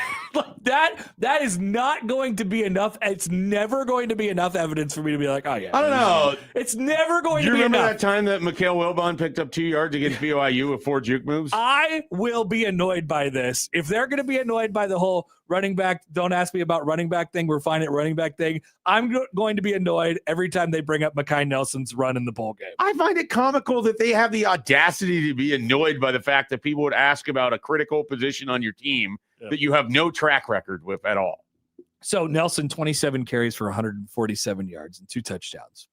He had a good bowl game. I don't know if you heard. Quentin Ives, 20 carries for 133 yards. Isaiah Mosey, 26 carries for 115 yards. So your 2 guys that you are going to lean on heavily this year, obviously Jamal Rule, Mr. Bowler wasn't in the picture last year, combined for 53 carries for 270-ish yards last year. And a lot of that was, I would be curious to go back, how much of that was in spot duty and how much of that was in mop up and how much of that was in the bowl game. I would imagine there was only probably, I don't know, what do we think, 10 to 15 real life important carries between the 2 of those guys. Then take out the Cincinnati game and it might be closer to 4 or 5 real life carries that mattered, because I feel like Cincinnati, they each had like 2 or 3 carries. They did split it in that game. Because remember that what we were talking about going into the season last year is like, how are they going to keep Emmett? What's a running back kind of split going to look like? And then they just ended up just. So what did you say? There was 50, how many total carries? 53. Across Mosey and Nelson? Yes. So they had 19 of those 53 in the bowl game. So that would leave 34 remaining. Shake those out throughout the other. So take out that 34 remaining throughout 12 games. That's less than 3 carries a game. Yep. So, and not that that's an automatic preclusion from those guys to be good. No, it's not. And I think that's what they're mad about. Like, that's what they're frustrated about when people keep asking about it, is like, hey, just because we couldn't play these guys last year doesn't mean that they're not good. And I get that. If you would have taken Emmett Johnson off the field, it would have been the wrong thing to do at any point last year. I do understand that. But forgive us for at least being a little bit concerned that you might not get the same production in the as other 2 years. 1,500-yard running back. In the other 2 years, you didn't demonstrate any ability to, consistently have your running backs playing at a high level until the end of the season, until Emmett Johnson. Yeah. Who you went away from after 23 and then finally embraced at the end of 24. It's something, man. I mean, they're gonna keep doubling and tripling down. There's absolutely no doubt about that. So that's the latest in the running back room. I don't think that we'll know more until. I mean, I don't think that we'll really have. I don't think Nebraska will have a running back one all year.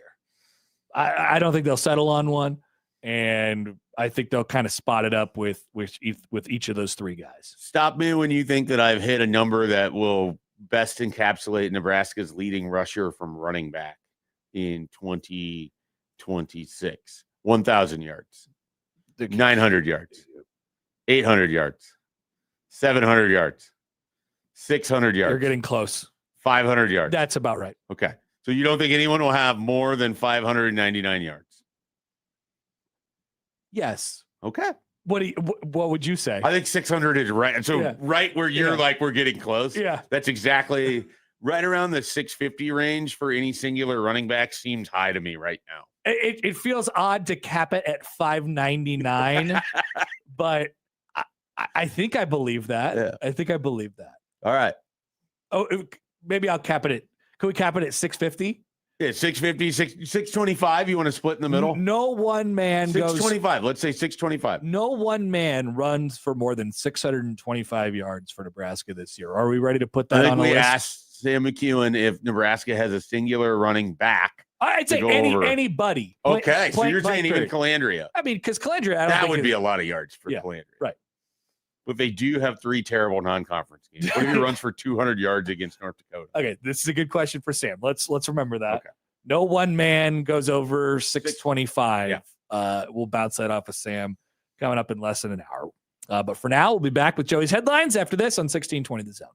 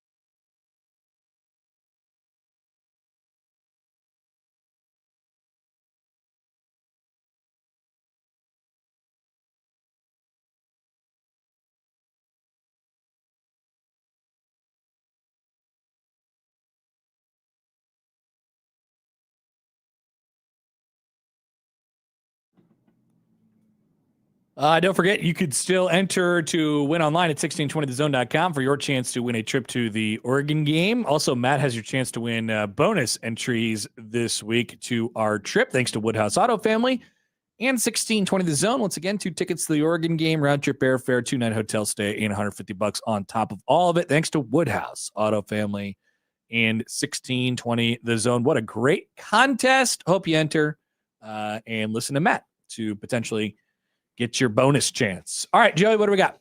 Headline number 1, man faces 8 years in prison after placing fake $10,000 food order to strangers' address.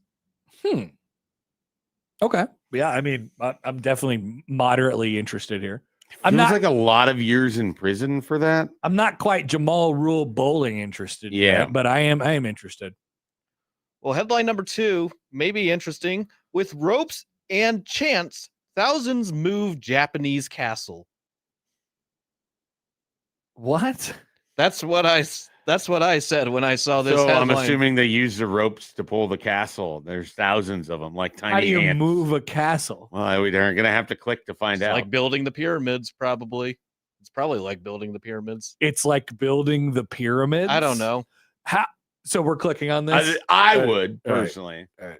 Here we go. No, and I think the other story is interesting, too. Don't get me wrong. But castles usually are going to win for me. Chanting in unison, hundreds of volunteers in northern Japan heaved on ropes on Wednesday to pull a 400-ton castle back toward its original position. The imposing fortified tower of Hirosaki Castle was shifted 80 meters in 2015 to allow for essential repairs to the stone walls that support it. Engineers at the time opted to reposition the 3-story wooden structure without dismantling it, hoisting it in one piece on metal rails to a temporary platform. Since last Saturday, groups of about 80 people have been taking turns moving the tower a few precious centimeters at a time. Local officials estimate that around 4,000 people in total, some from overseas, have participated, advancing the structure by nearly 5 meters. Quote, "It's like trying to move a mountain," said a 56-year-old Hirosaki resident. His forehead beaded with sweat after a few minutes of intense effort. A 46-year-old history and castle enthusiast traveled I am a castle enthusiast. That's I'm going to start introducing myself. Traveled from a faraway land almost to the other side of Japan's main island to do her part.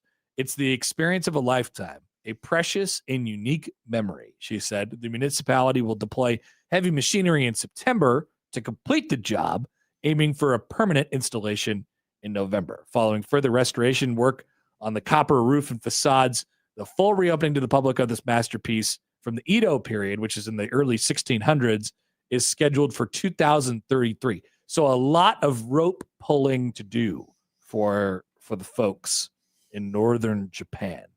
But they're coming from far and wide to do their part. This is a great story. This is a great story. Would you pull on a rope to move the new Mutual if of I Omaha was Tower? already in the area and found out this was happening, I would 100% go pull on Good the luck rope with that, to say Dan. that I was part of the movement of the castle. Now, I wonder. Would I go out of my way to do it? Like, I wouldn't buy a flight from here to Japan to go pull the rope. No. But if I was already over in Japan, What if Troy Dannon was like, hey, offered some sort of like silent auction fundraiser, you can pull No, Memorial Stadium. That's what I'm saying. Yeah, he says, look, Nebraskans, we need all 1.8 million of you, and if you want to, come on down to Memorial Stadium and pull on it a little bit, and we will. That basically takes the place of construction or some sort of, it's like building a new stadium. We're just going to move the stadium a little bit. Do you think how many Nebraskans would answer the call? A lot. This is unpaid work. This would be all you have to do That's never stopped Nebraskans. All you have to do or is come and pull on the rope for a little while. bit. It's really not that just much for a few centimeters. I mean, a few And you can centimeters say, at a time. "I did it." Eventually, we have to move it, several feet, yards.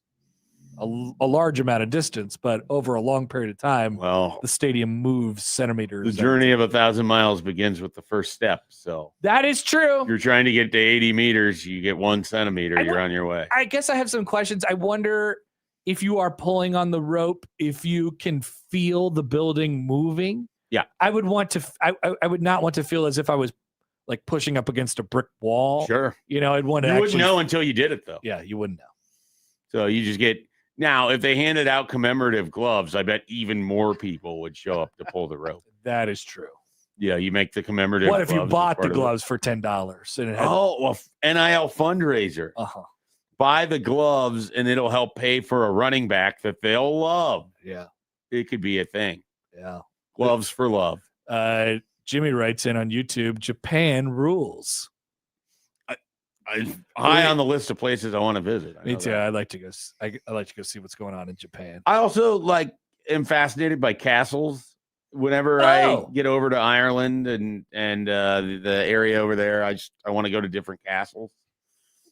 How many castles have you been to? I've never been to any castles. There's no castles in Iceland for me to visit. Well, how do you know you're super into castles if you haven't been to one? My whole life, I've been interested in castles. He's seen pictures of castles. I And have. he's like, I want to go there. That sounds like a I've seen graphic. castles in movies, and I'm like, that'd be pretty cool.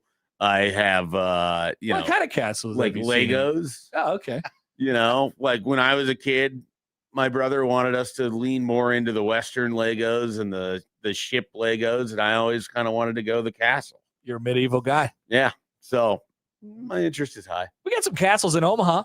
If Game of Thrones had less castles, I'd probably be less interested. Oh, yeah, what's But the castle? Initially, I was like, all right, I'm in. We got Jocelyn Castle. Yeah, Jocelyn Castle. I have seen that before, yeah. Would you pull on a rope to protect it? Probably. Yeah. It's an I Omaha like the staple. communal aspect of it. I'm not going to lie. That is nice. That's one thing Japan definitely does really well. They get the people going over there and involved. Okay, we learned a lot. Mike Schaefer loves castles, and Japan, of course, all working together yet again to do some good.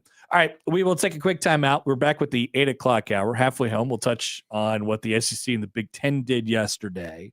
Also, speaking of Troy Dannon, his comments about money. He's not asking you to pull on rope to move Memorial Stadium, but he is asking for your dollars. Back after this on 1620 The Zone.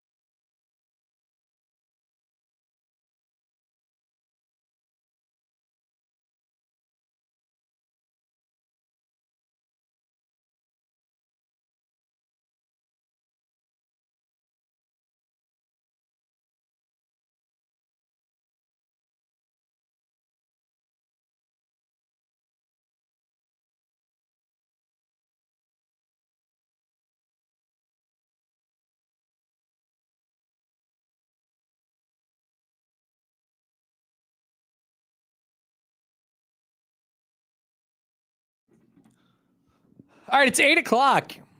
Welcome back. Happer and Schaefer on 1620 The Zone and on 1620thezone.com.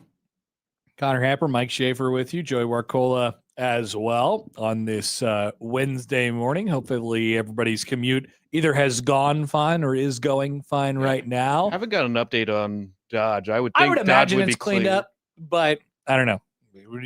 Stay tuned for our track. Joey, do you know how many cars it was? Could you tell? I just saw the one that was messed up. Yeah, I only that was saw like one car turnover. too. Wow. So There was probably two. It was probably two cars, very likely at that time of the morning. Who knows? Yeah, it was. I didn't get a good look. There was a lot of cop cars when I was there. Well, yeah, it had to be pretty significant to be blocked off that much this morning at about 84th and Dodge, but it should be relatively cleaned up by now. Of course, we'd love to hear from you all, our people, our eyes out in the community, 402-951-1620. All right. Yesterday, the SEC followed the Big Ten and puts an end to the nonsense, at least for now. So yesterday, after releasing it, it's funny how this went. The SEC put out a statement on Monday night, and they said, hey, I don't know if you guys knew this, but the SEC in college athletics is for college players. And everyone's like, yeah, I agree with that. And then I read the statement and I go, well, you know what this doesn't say? Professional players aren't allowed to play college athletics. Then fast forward to Tuesday morning, the Big Ten comes out with something and they say, actually, we're going to go the full 90 here. We're going to say, yes, college players are only allowed to play in college. If you've signed a professional contract, you've been in an NFL training camp, if you've played in the NBA, whatever, you are no longer allowed to play in the Big Ten. And then last night, the SEC at almost 6 o'clock said that they basically were doing the exact same thing. The SEC didn't have their penalty if somebody was to break this rule, which is sort of interesting. The Big Ten, I don't think put it out publicly either, but it was reported yesterday that half the season, that coaches would be suspended half the season if they were breaking this sort of rule, which is great. I had a whole rant about this. I'm like, come on, the conferences could stop this right now. We've been talking about it the entire time. If you want to get rid of it, it's going to take someone saying, no, we just can't have this anymore. This will not stop the conferences from, opening themselves up to lawsuits and things of that nature. Can we possibly discuss a scary thought? Oh, sure. Is Tony Petitti having a good summer? Oh. Between his playing things down at media days and not amplifying Big Ten versus SEC stuff, largely looking correct with where things are going for the 2014 playoff, even though we don't like it. But then also, they were the first to kind of do this with their statement yesterday and everything. And I have to assume that he organized a large portion. That was a great move by the Big Ten. In all seriousness, now the whole I want 6 automatic spots in the 2014 college football playoff is going to really probably prevent me from saying that he's having a good. No, that was earlier than this summer, though, right? Because he's didn't he back off of the automatic spots or whatever it is? I'm not sure. We're going to still end up at 24, I think. Right, though. but I think he's backed off the rhetoric of the Big Ten having 6 spots or whatever it is. Okay. So I think he's still a proponent of the 2014 playoff, but he's less bullish on it having to include X amount of teams from specific. That would be a good thing. So I'm in support of that. I don't love it because it's challenging me on where I was at with Tony Petitti, which was out, and I like that spot. But they've done some good things. I felt like when they announced what they did yesterday that we were going to see a corresponding move from the SEC because Greg Sankey had actually been pretty kind of loud about his displeasure of this. And it's like, okay, well, ground zero for it is inside your conference at, in Louisiana. It's just LSU. Yeah. Like, it's just Will Wade and Lane Kiffin. And honestly, this could have been addressed even before everything with LSU football because of how Will Wade was structuring his entire team to be a challenge and a thumb at the nose of this entire thing. We knew this was going to happen because they only had 3 players on their roster all summer long, and he was just going to wait. Now, there's a difference, once again, between getting a bunch of fifth-year players who haven't signed professional contracts to come back and if you wanted to wait it out all summer and whatever, you were well within your rights to do so, and that's what Will Wade did. But I also think that Will Wade was probably really interested. I mean, with R.J. Lewis, who is, weirdly kind of at the center of this now. Yeah. R.J. Lewis, of course, from St. John's, the Big East Player of the Year in the 2024-2025 season, went pro after that, played an entire year in the NBA under a 2-way contract, was traded from the Pelicans, I believe, to the Celtics last year. Joey just left the room hilariously.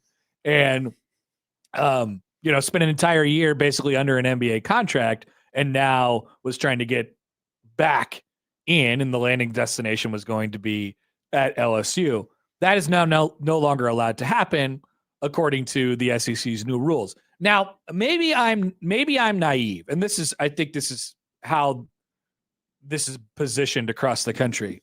But I don't think anyone actually cares about this enough to challenge it in court. Does LSU, does Will Wade, does RJ Lewis, does the guys that are trying to get eligible in the NFL are from the NFL back to Lane Kiffin's roster, whatever it might be? Do they really care enough to challenge it? Do they really want to keep pushing, or will they just be normal and move on? Will RJ Lewis just be normal? No one's going to be normal here. So this is where we really find out what the intention was from these people. Are you just taking advantage of a loophole, or do you actually believe that there is a case for this person to play more college athletics after being in the NBA or the NFL for a period of time? If that's the case, I'd love to hear the case. I really would. I don't think it's going to get him eligible, nor should I think. I don't think it should get them eligible, but I'd love to hear the case. Right. But my guess would be that these people just give up and they say, well, dang it, our loophole's closed. I guess I'll go back to the NBA now, which seems like a fine place to land if you're RJ Lewis. I don't have the feeling that you do that people are just going to give up, in part because some of the lawyers involved are already complaining that the SEC doing this and the Big Ten doing this is in conjunction with the NCAA, which should then be held in contempt of going against this restraining order, et cetera, et cetera. That would be the case too. That would be the case to get another injunction. Right. Which so I'm sure is what they're looking for. There's still probably a fair amount of legal maneuvering to be had. I'm fascinated as to how the state of Louisiana responds to some of this, because they're in a really weird spot where your governor fired the head coach, more or less was instrumental in bringing in Lane Kiffin, is questionably so intricately involved in this that it seems like a massive conflict of interest that any Louisiana judge should be involved in any decision making that should be taken serious at any level, because of the intertwinement of the government with this basketball and football program. This sounds so dumb that John Grisham would have kicked it out of being like a legal novel that he would have written at that point in time. Right. And here we are in August, 2 weeks before the season, and LSU doesn't even know what guys they have on their roster yet. So, okay, I'm going to make an analogy, and this is a totally made up situation, but tell me if I'm tracking on to the right place here. So we have rules of engagement in society, but there's a restaurant that opens up in town, and the restaurant wants to become a restaurant where you simply we have one rule, along with the other rules in society, but we have one rule that's really ours, and our rule is this: you can't wear hats. There's no hats allowed in the restaurant. And so somebody comes along, they're like, I'm going to walk into this restaurant. I'm going to see what's going on in this restaurant, but they're wearing a hat. And they're like, sir, you have to take your hat off or you can't come in this restaurant. It's at this point that we find out what the intentions are of the person. Do they take off their hat like a normal person? Or do they say, What? I can wear a hat in any other restaurant in America. Why can't I wear a hat here? And the answer is because it's the rules of the restaurant. The SEC can say you can't be in college if you played in the NFL. All right. The Big Ten is saying you can't play in college if you've signed a professional contract. That's what they're saying. And what the other people are saying is, or they're going to say is, no, you can't make that rule. Yes, they can. They're a restaurant. They're a conference. Have you considered it's a sympathy hat that I wear to help me with some, potential mental illness issues? I imagine that will be brought up in the findings of the case. It's possible. No, I don't think your analogy is off base. The easy thing to do would just be to stop wearing the hat or don't go into the restaurant. Yeah, that's also an option. The easy thing for Lane Kiffin to do would be to not try to go out, like actively pursue these players while they're in mini camp and training camp and everything else. He chose not to, and then double down on it. Well, other people might do it, so I had to beat them to the punch. Dumb. So, dumb. Hopefully, this can get resolved. We've reached a point where there's the fatigue of it that's so much where you see, like I saw people tweeting this yesterday where they're like, I no longer care. I don't want to think of or talk about any of this. There's only one seemingly, maybe I'm off base on this, but there seemingly is only one school in the country where they're really fired up about this. And that is the school that has been trying to challenge the with two different sports. Yeah. Right. It's LSU. Right. And so I took a scroll. If you take a scroll on the LSU message boards or whatever, you follow a couple LSU accounts, they're all talking about like, this is not over. This is not over. And everyone's like, okay, man, like that's cool. You go ahead and do your own thing. 16-0 vote, didn't they? Take the hat off. Yes, they had a 16. So then they're 80 voted for this. Yes. So they're I 80 don't know. or their chancellor, whoever does the voting. For so the whole thing is just odd, to say the least. And here we are again a week before the season talking about court cases and everything else. But I am hopeful, but I am not. I certainly do not expect that this is the last that we've heard of any of it. Raby writes in on YouTube, but what's really wrong with wearing the hat? I don't know. It doesn't matter. It's a rule. It is a rule. Sometimes there are just rules. Like you learn this as a 2-year-old. Trust me, I'm a father of a 2-year-old. And I say to her a lot, I go, this is why this is a rule. And she's like, why is that a rule? And I'm like, it's because I said so. Yeah. It's a rule. They don't like that answer a whole lot. They don't like that answer at all. You get a lot more whys following that. It's because it is. And then they don't accept that either. And then ultimately they're going to do what they want and you have to accept it because there's really not a whole lot of things that you can do. I don't like this. So really, we're the NCAA. Our 2-year-olds are Lane Kiffin and LSU. And they keep winning. And you just hope that they sleep well overnight.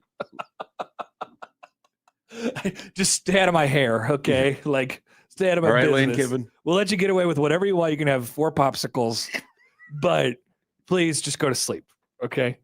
Is that what we're doing here? Oh, no, I think we should draw a line in the sand. No hats. Has your kid had a snow cone yet? Yeah, she likes them. Hudson was endeavoring to have one on Sunday, and it was a disaster. Yeah. Just like a straight disaster. The little snow cone truck drives through our neighborhood. Oh, yeah. Yeah, it's bad. What do you call that? Cone of ice. No, like if an ice cream truck or a frozen treats truck is going through your neighborhood. Ding ding, man. I've never heard of this terminology. My wife used it, and I was like, this is a made-up thing. Like Well, what do you call it? I was just called the ice cream man. I call him the ding ding man.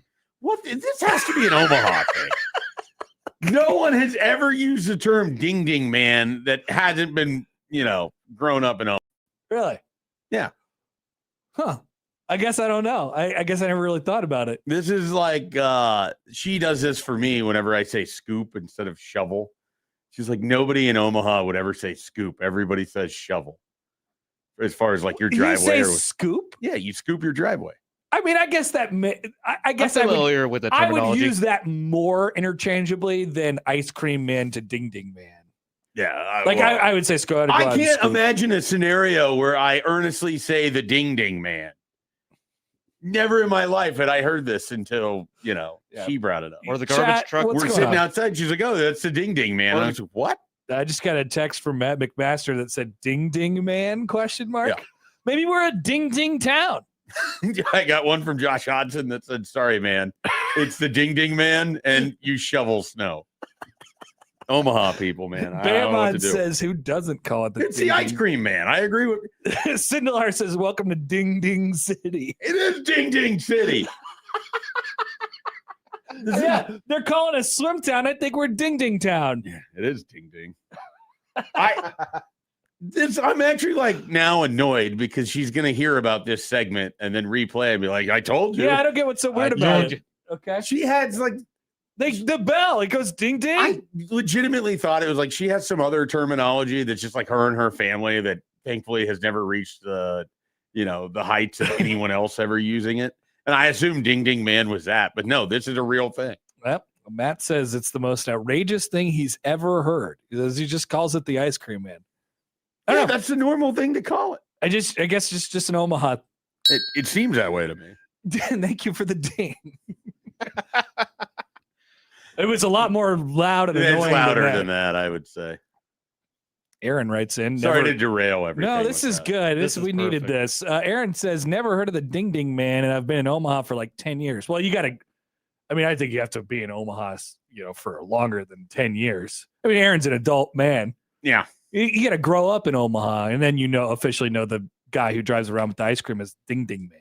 So the guy who has the frozen treats, are there multiple companies that do this? Is it just one? Well, I don't know the answer to that. We have a literal Kona ice truck that sometimes comes through our neighborhood, which is kind of absurd.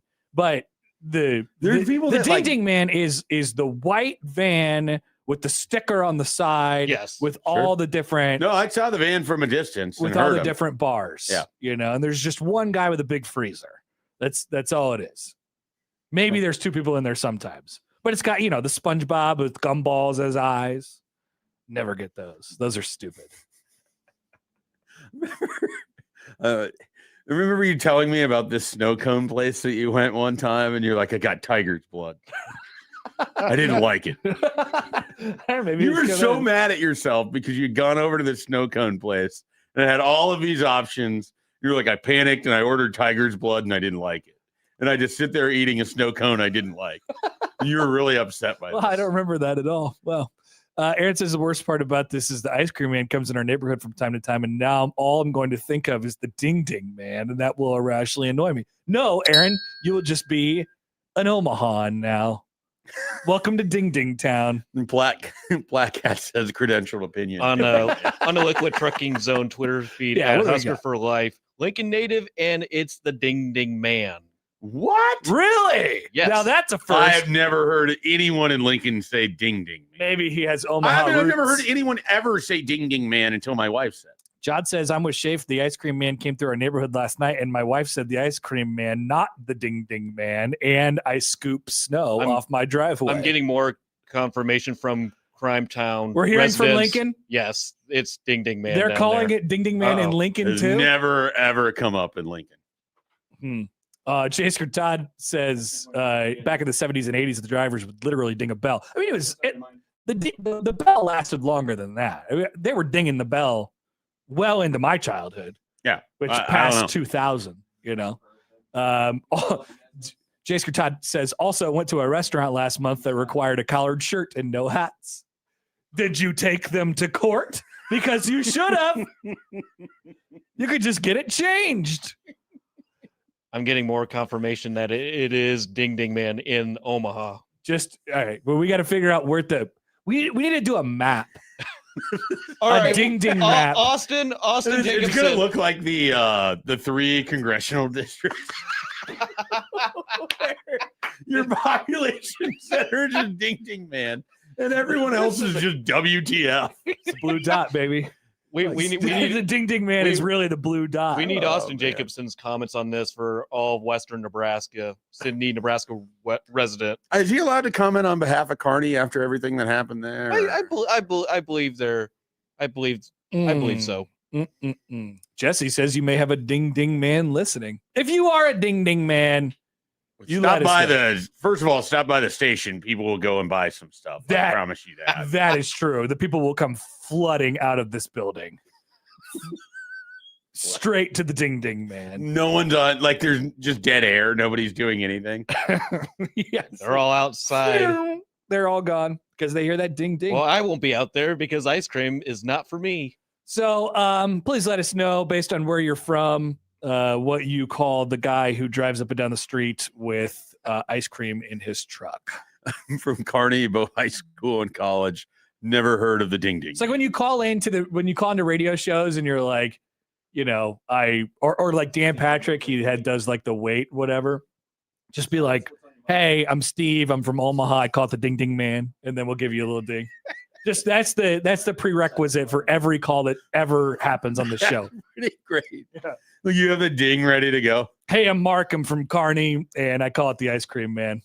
I got confirmation that Blair, Nebraska, it is indeed ding ding man. Blair. We extend to Blair. I mean, basically where I live isn't far from Blair. So. That's true. You're basically in Blair. You're basically in They're Fargo. probably hearing it from Blair, from our neighborhood. So I got to make it loud. Like, this thing was blocks away, and like how my house sits, I can kind of look into the neighboring neighborhoods and see streets fairly easy. And this thing was like 3 blocks away, and you can still hear it. Like I'm looking down on ding ding man territory. Well, in my castle, where I look over the peasants of the hillside. I say ice cream up here.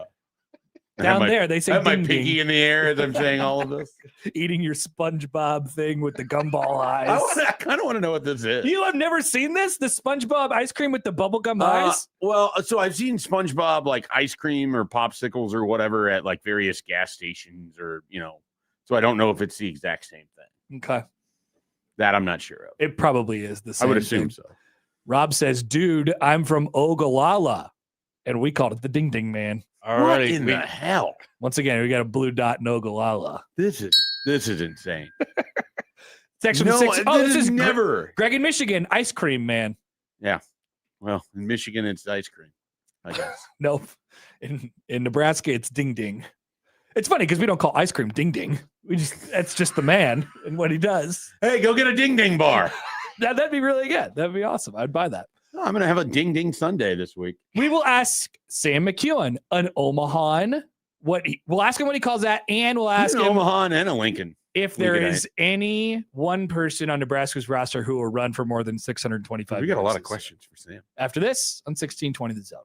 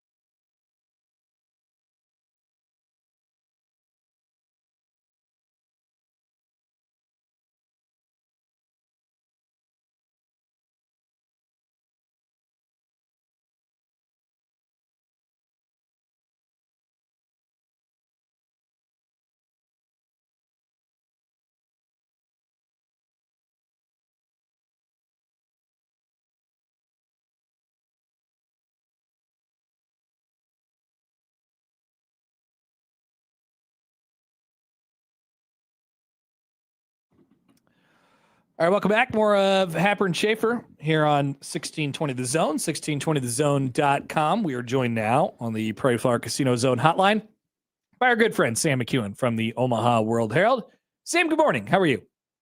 Great. How are you guys? We're good. Just got out of an intense discussion. What do you call the person driving the truck full of ice cream down the street? What do you call that person?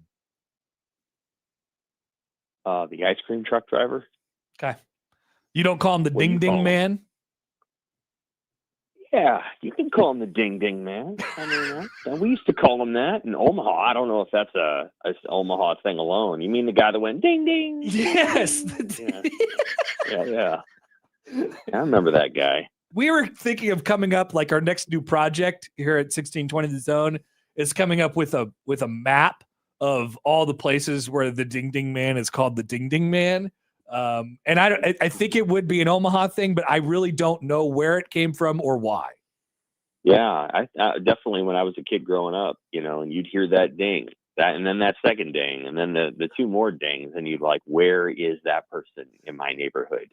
So you grew out of it? You grew out of the Ding Ding Man? Well, I don't ever hear a Ding Ding Man here in Lincoln. So I was trying to tell people. Oh, Lincoln doesn't have Ding Ding Man. I think it's an Omaha thing. For sure, because like I remember, I was like George Costanza when he didn't have the glasses on. I could hear that Ding Ding Man from like nine streets away. Like when he was spotting things off when they were driving back and he didn't have his glasses. So I could hear that Ding Ding Man from a long ways away, and then I was always thinking, am I going to get an ice cream sandwich? Am I going to get a drumstick? I think that's what they call it, right? Yeah. Snow cone. I usually stayed in the chocolate ice cream family because we usually had popsicles in the house. So I didn't need to rely on the Ding Ding Man for a popsicle, but I did need to rely on him for like a chocolate chip ice cream sandwich because those we did not have.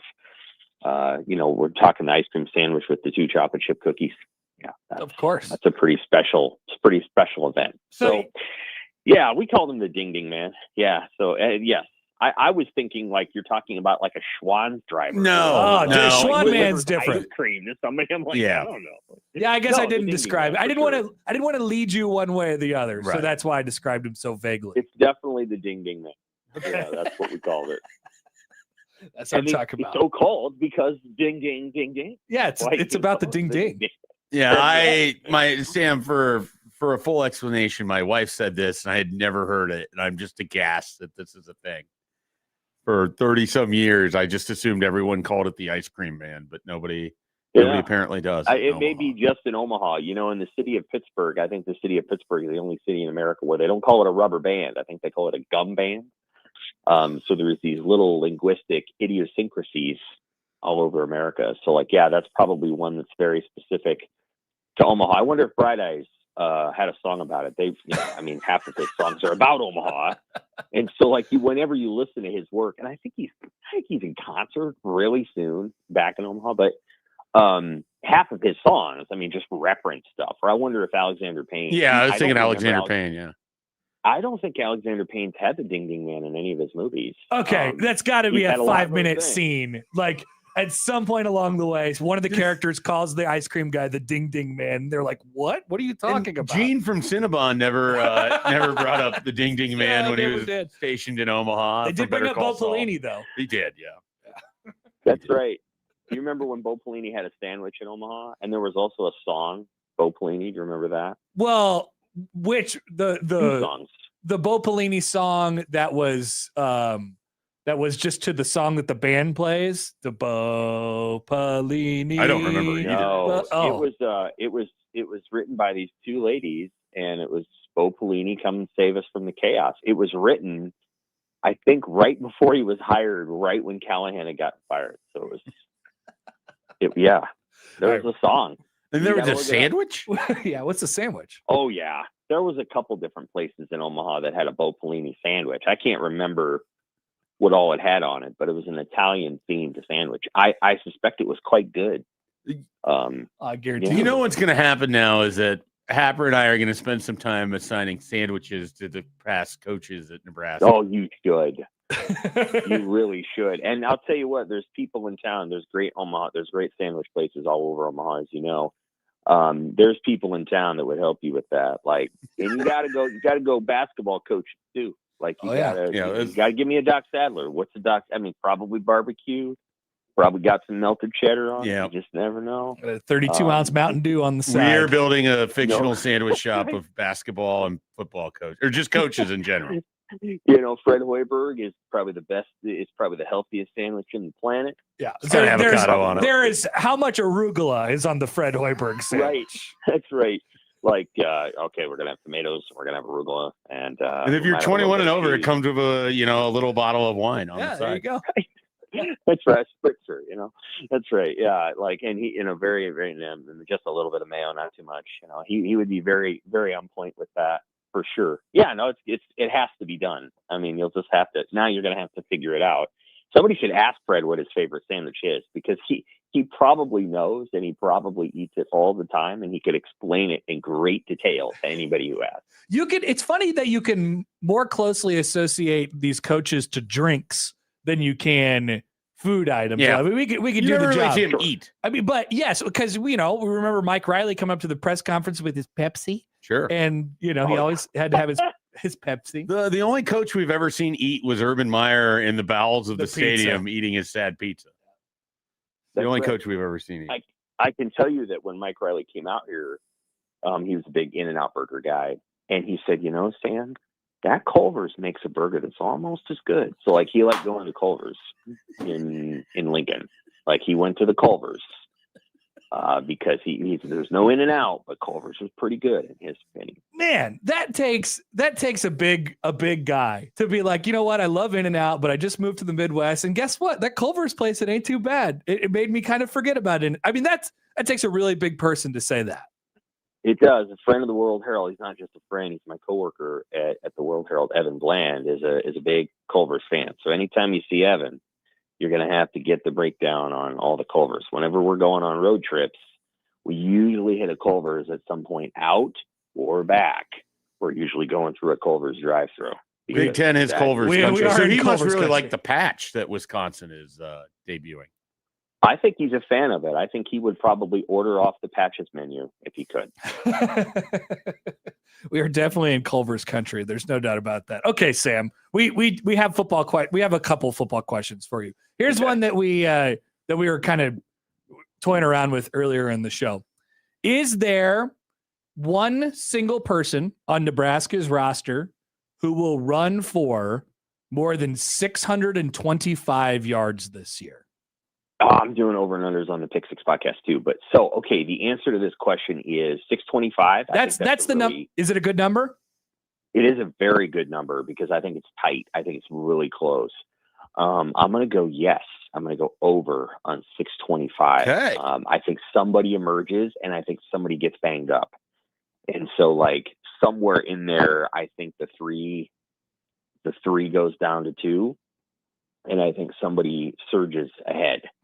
And you know what? I would not predict who that's going to be. I think if everybody stays healthy, Jamal Rule's probably got the most room to grow, but you just never know with those things. Like, Rule is probably the guy that, like, after a year or so of being on campus, he's probably the most complete back. He'll learn the game more, but I don't know that that's where he's at right now. So it's possible. And the easiest games they play are early. So it's entirely possible that one of these dudes goes for 187 against Bowling Green, and that gives him a big head start towards the 625. Is there any chance that person could be Anthony Calandria? If it is, then I think he's running maybe a little bit more than they were hoping than he would run, or he's really had an incredible scrambling year. Like, a lot of teams are playing man coverage for some weird reason, and he's just able to run. I don't know that the numbers that he had at UNLV, I don't think that's where they want to go with it. Like, I don't think they want to run him into the teeth of Big Ten defenses over and over, but that's possible. Understand that if he runs for 625 yards, if I'm not mistaken, and I may be mistaken, I believe that's more than any Big Ten quarterback has run for in 5 years. Probably since So like Adrian, that, right? yeah, it's a really high number. Like this doesn't happen very often. Now let me be clear that this is the year when it's going to happen. There are going to be multiple teams that run the hell out of their quarterbacks. Michigan is going to run their quarterback because he certainly can't throw the ball. And Aiden Childs is going to run a lot. And I think Malik Washington's going to run a lot. And I think Damon Williams is going to run a lot. I think Calandria could be the 5th or 6th guy in the league in terms of quarterback rushing yards. Damon Williams had 611 yards last year. And I think Adrian back in 2021, let's see, Adrian had 525. Okay. And I think Damon Williams is the high water mark at 611. So that's how rare it is for somebody to do it in this league. And so I don't know. That's a great question though. And I think the answer is yes, but I'm not sure it'll be Calandria. Let's stick with we'll just stick with the running backs because I am kind of curious how you'd answer this. How would you rank them right now today in which running back you trust the least to the running back you trust the most out of those 3 of Jamal Rule, Isaiah Mosey, and Mekhi Nelson? Depends on what you're asking them to do. I think that if you're looking at third down, probably Rule is the guy that's going to be the least trusted because you've got Mekhi Nelson, who I actually think could be kind of a receiver on a different team. Probably operate out of the slot. If you're comparing him to Demetrius Bell, I think it's probably a favorable comparison at this point for Mekhi, and Demetrius is probably your number 2 slot, maybe number 3. And so I think Mekhi and then Mosey out of the backfield is very impressive. So if you're talking third down, probably that. I think if you're talking in the goal line area, Jamal Rule may be the guy. I mean, he may get those carries. Mekhi Nelson runs really hard. Right. So like he is what you would call a slasher. The challenge with that is that he's 195 or whatever he weighs, and you slam your shoulder into a couple of Big Ten defensive linemen a couple of times and your shoulder is jammed. And so you have to be really smart about how you do it. And Emmett Johnson was really good at like kind of making people miss or deflecting contact or like whatever, but he wasn't a great short yardage or goal line area runner all the time. And so I think Mekhi is a guy that you open up with, it's 1st and 10 to 25, and you feel like you got a play that could go. I think Mekhi is the guy you give the ball to. I think 1st and 10 at the opponent 42, and you need somebody to run a wheel route. I think Mekhi is a guy you go to. So I think there's a little bit of a situational reality there. Mosey's super interesting because he's a little bit like Divine Ozigbo in the sense they have the same number 2. That like once he gets to the second level, his superpower is actually making somebody miss once he gets past the first wave. I think Mosey's probably, this is just my opinion, I don't know exactly how camp has gone, but I think he probably needed to improve how he gets through the first line of defense because at the second level, he's pretty good.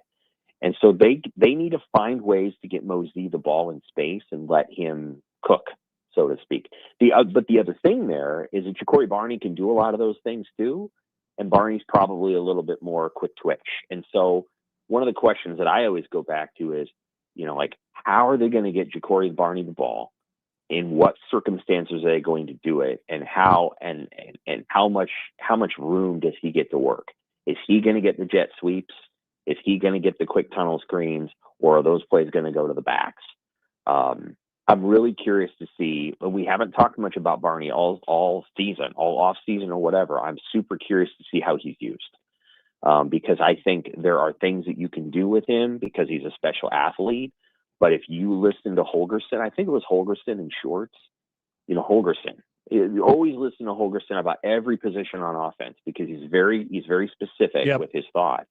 He said route running with Ja'Cory, and they want Ja'Cory Barney to separate from opposing defensive backs and get open so he can get in space. And Holgorsen's very specific about that. And so, we'll just have to see. Barney's a question because Barney's not a running back, but you're going to use Barney in some running back-like situations, I think, because he's a dynamic player. So I know that was a long answer to your question. It won't surprise me if Mekhi Nelson runs out there for the first snap of the first game. That won't shock me. Coming out in its 1st and 10 at the 25, I probably want to give the ball to Mekhi and see if he can break one because I feel good that he's going to. potentially. But by the end of the season, Jamal Rule could be the most complete player. I think it's just going to be a work in progress. Yep. What's interesting to me is that there's like this sense of like, hey, these guys are collectively better than Emmett Johnson. I'm like, good luck. We'll see. I think I understand why they're trying to pump him up and encourage him, and I get it. But Emmett Johnson was pretty darn good, and he is. Emmett Johnson was a rare player at this school.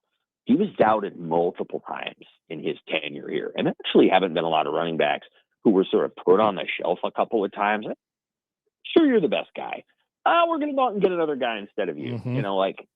He's one of the few guys that persevered through all of that and then sort of emerged. Like Amir Abdullah, even though he was the least touted of those three guys that came in 2011, Tim Beck didn't hesitate to put Amir at the top of those three.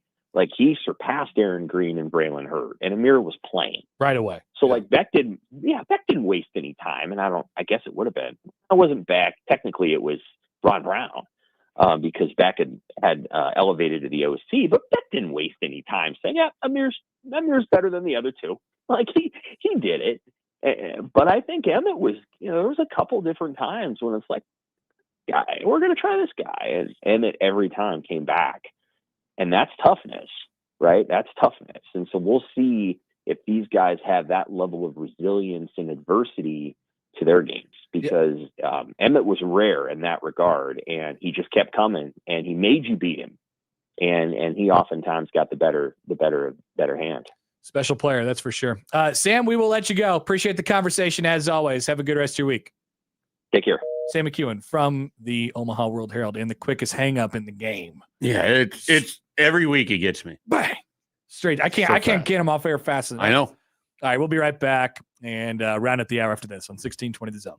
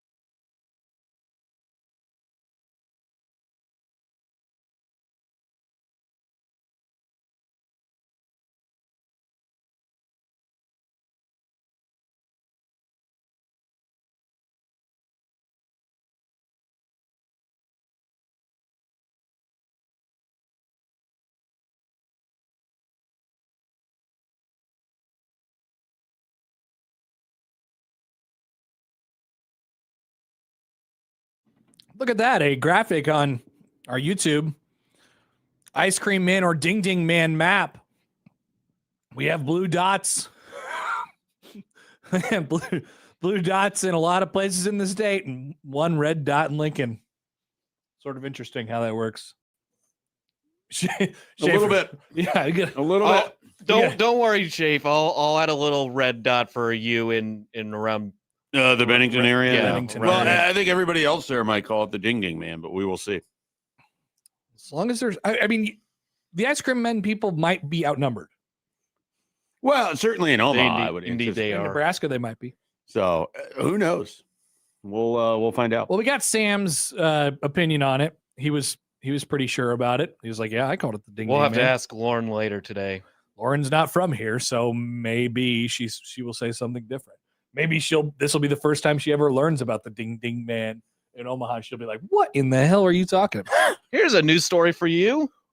Ask a bunch of people. Actually, yeah, she should go out into the community and just do some ding ding research. That's interesting. Got a minute or two here. That thing is high pitch. That thing is up there. A couple minutes before we take a break here, and we have rule changes in baseball. Are you ready for this? Rules addressing technology in baseball were approved by the Division I Baseball Oversight Committee and the Division II and Division III Playing Rules Oversight Panel this month.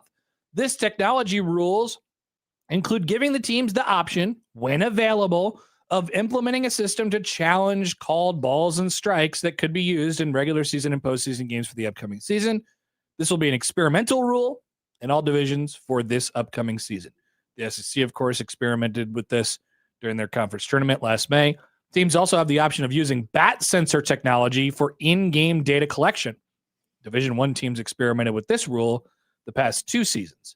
One area where the Division I Rules Subcommittee wanted to take a step back is the use of technology to communicate offensive signals. Division I teams no longer will be allowed to use electronic devices to communicate with their offensive players during a game.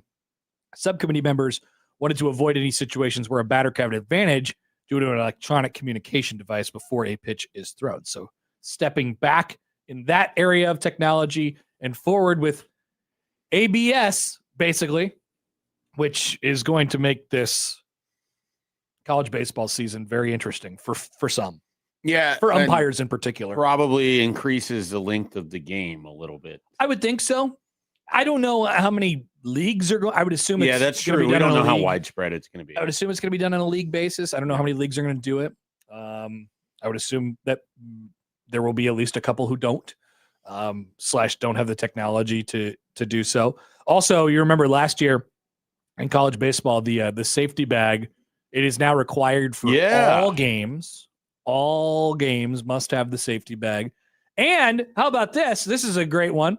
The number of allowable offensive conferences in a game will increase to 6. They went back to the rules subcommittee and they said, you know what we need? More offensive timeouts. Why? I have no bleeping idea. No idea. This includes batters' request to reset the action clock. Like defensive conferences, a coach will be allowed to be involved in a maximum of 3 offensive charge conferences plus 1 additional conference in the event of an extra inning game. There you go. There are some rules in college baseball, which probably make the sport a little bit more confusing and last a little bit longer, but that's the way we're headed here. That is 6 offensive timeouts. Just the ability to I mean, the balls and strikes thing is going to be fascinating. Yeah. I mean, I just don't know how that's going to work really at all at the college level. Guys can't throw strikes. I mean, it's a proven fact. Well, and then guys can't throw strikes in college. You're just going to have a fair amount of challenges too. I would imagine so.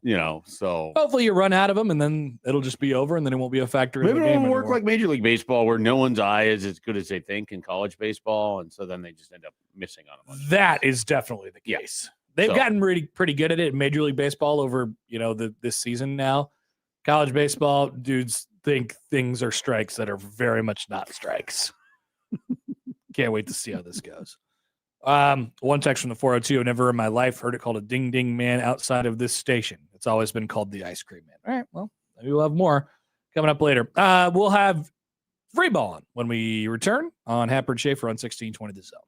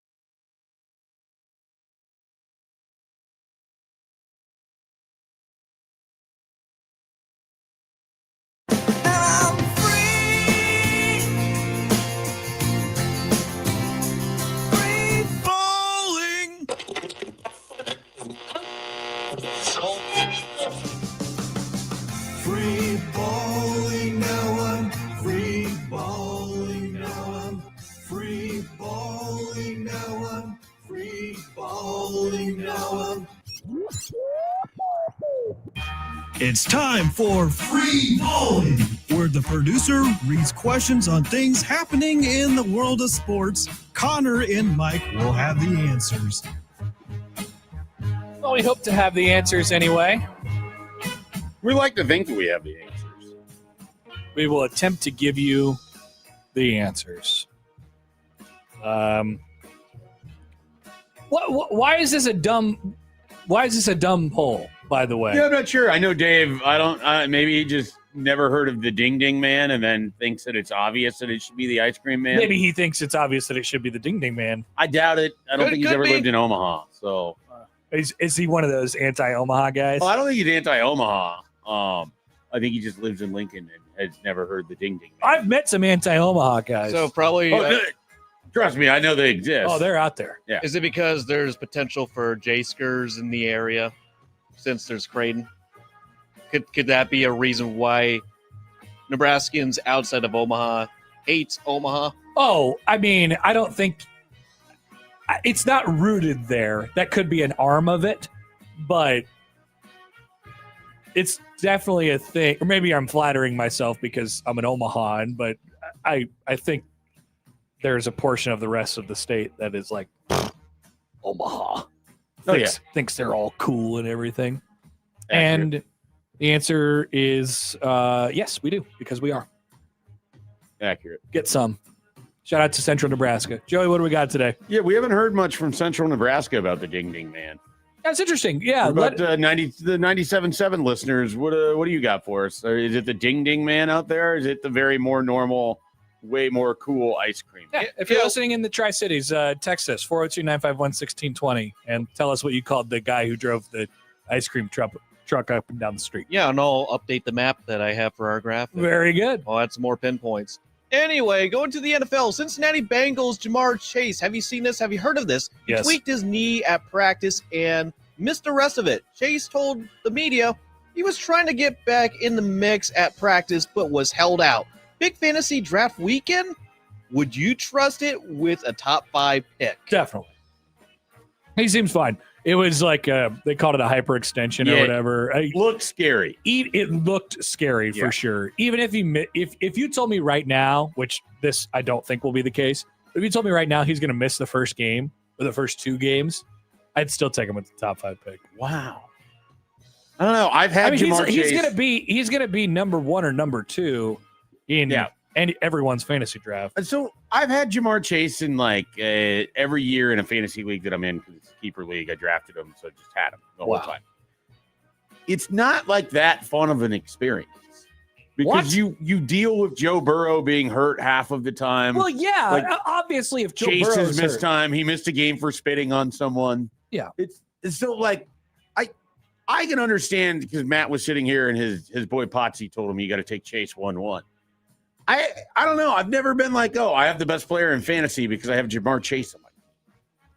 Yeah, I mean, if he's good, which you go into every season thinking about every player that you're going to draft. If he's good, what's it going to be like? At his best, he is. Yeah, I mean, as a fantasy football player, he's the most impactful player probably in the league. I think I would take Jackson Smith-Njigba over him, straight up fantasy and in real life. Maybe. But this is a recent development with him over the last couple of years. No, you wouldn't have prior. Right. And I'm not like, trust me, Jamar Chase, very, very good. I'm not trying to say that he isn't. He had 1,400 yards last year, 8 touchdowns, etc. It just feels like he's good for an 80-yard touchdown catch once every 3 weeks. And that's going to win you your week, no matter what. It is possible. Like he does, like, and he has a huge, without T. Higgins, like he's got a huge catch share, like all that stuff. He's going to catch touchdowns. He's a threat everywhere in the field. I don't know. I think if I knew that I was it's getting Joe Burrow for 12 games, that would cement me for sure that Jamar Chase top 5. I don't know. I'm like, so this is more of a Joe Burrow thing than it is a well, Jamar Chase. It's all encompassing. Obviously, wide receiver needs the quarterback to. I mean, Justin Jefferson was as good as he's ever been last year, except he had 3 idiots throwing to him. If you're telling me I get guaranteed 12 games of Joe Burrow or an entire season of Sam Darnold with Jackson Smith-Njigba, I'll still take Chase. Yeah, I'll still take Jackson Smith-Njigba. But Jamar Chase is very good. I'm not trying to say he isn't good. Sounds like you're a hater of Jamar Chase. I'm just saying I'm a little skeptical of the guy who's had him. By the way, a comment from earlier from TJ or TL3 on the Equitable Bank inbox. Mike is right. Big Lebowski is not a bowling movie. It's about a rug. I mean, it's a rug movie. It really is a rug movie. it's a rug movie. Anyway, all right. What's next? Gorgeous Niang. Have you heard of this guy? He signed a 1-year deal with the Golden State Warriors, which got me wondering if Price Sanford has another season like last year. Does he pass Niang as the best college player Fred Hoiberg has coached? Can you just sit around thinking, Joey, imagine these questions? George Niang signing another 1-year deal really reminded me how good Price Sanford is. He thinks about these things all the time. All the time. It has me wondering about him at Fred Hoiberg's Iowa State Cyclones, but he was also on the Celtics for like a couple days. Then Well, the Celtics of course you have to include now former weirdo, current weirdo, Royce White. Yeah, always weirdo, Yeah. all-time weirdo. Yeah. No, Royce White would be, but I think isn't Niang the consensus best player that Hoiberg has had? You go through he was an All-American. He was their best team. Yes, and I mean he was really good his senior year too. Yeah. And so, what was the question? The question is, if Sanford has another year like he had last year, or even slightly better, would he pass George Niang? Probably, he'd have as many NCAA tournament wins. Yeah. Well, I mean, if they go back to the Sweet 16, it would certainly be in question. But what it's getting to is Sanford an All-American type player? Because that's what Niang was. Probably. He's in that conversation. He's certainly going to have a lot more notoriety going into this year. What was Niang's? Let's see. He went for 20-6, basically. So Niang in 2016, so 15-16, they went to the Sweet 16 and lost to Virginia, and he was like a top 10 player nationally. Yeah. 15, he was their best player on his junior season, lost the first round of the NCAA tournament. 14, he was a contributor as a sophomore with DeAndre Kane, Melvin Ejim, nice, Monte Morris, freshman Monte Morris, who's in this conversation as well. And they went to the Sweet 16. And 13, was that so the farthest that Fred ever went with Iowa State was Sweet 16? Sweet 16, yeah. Okay. I don't think he ever made the Elite Eight. Yeah.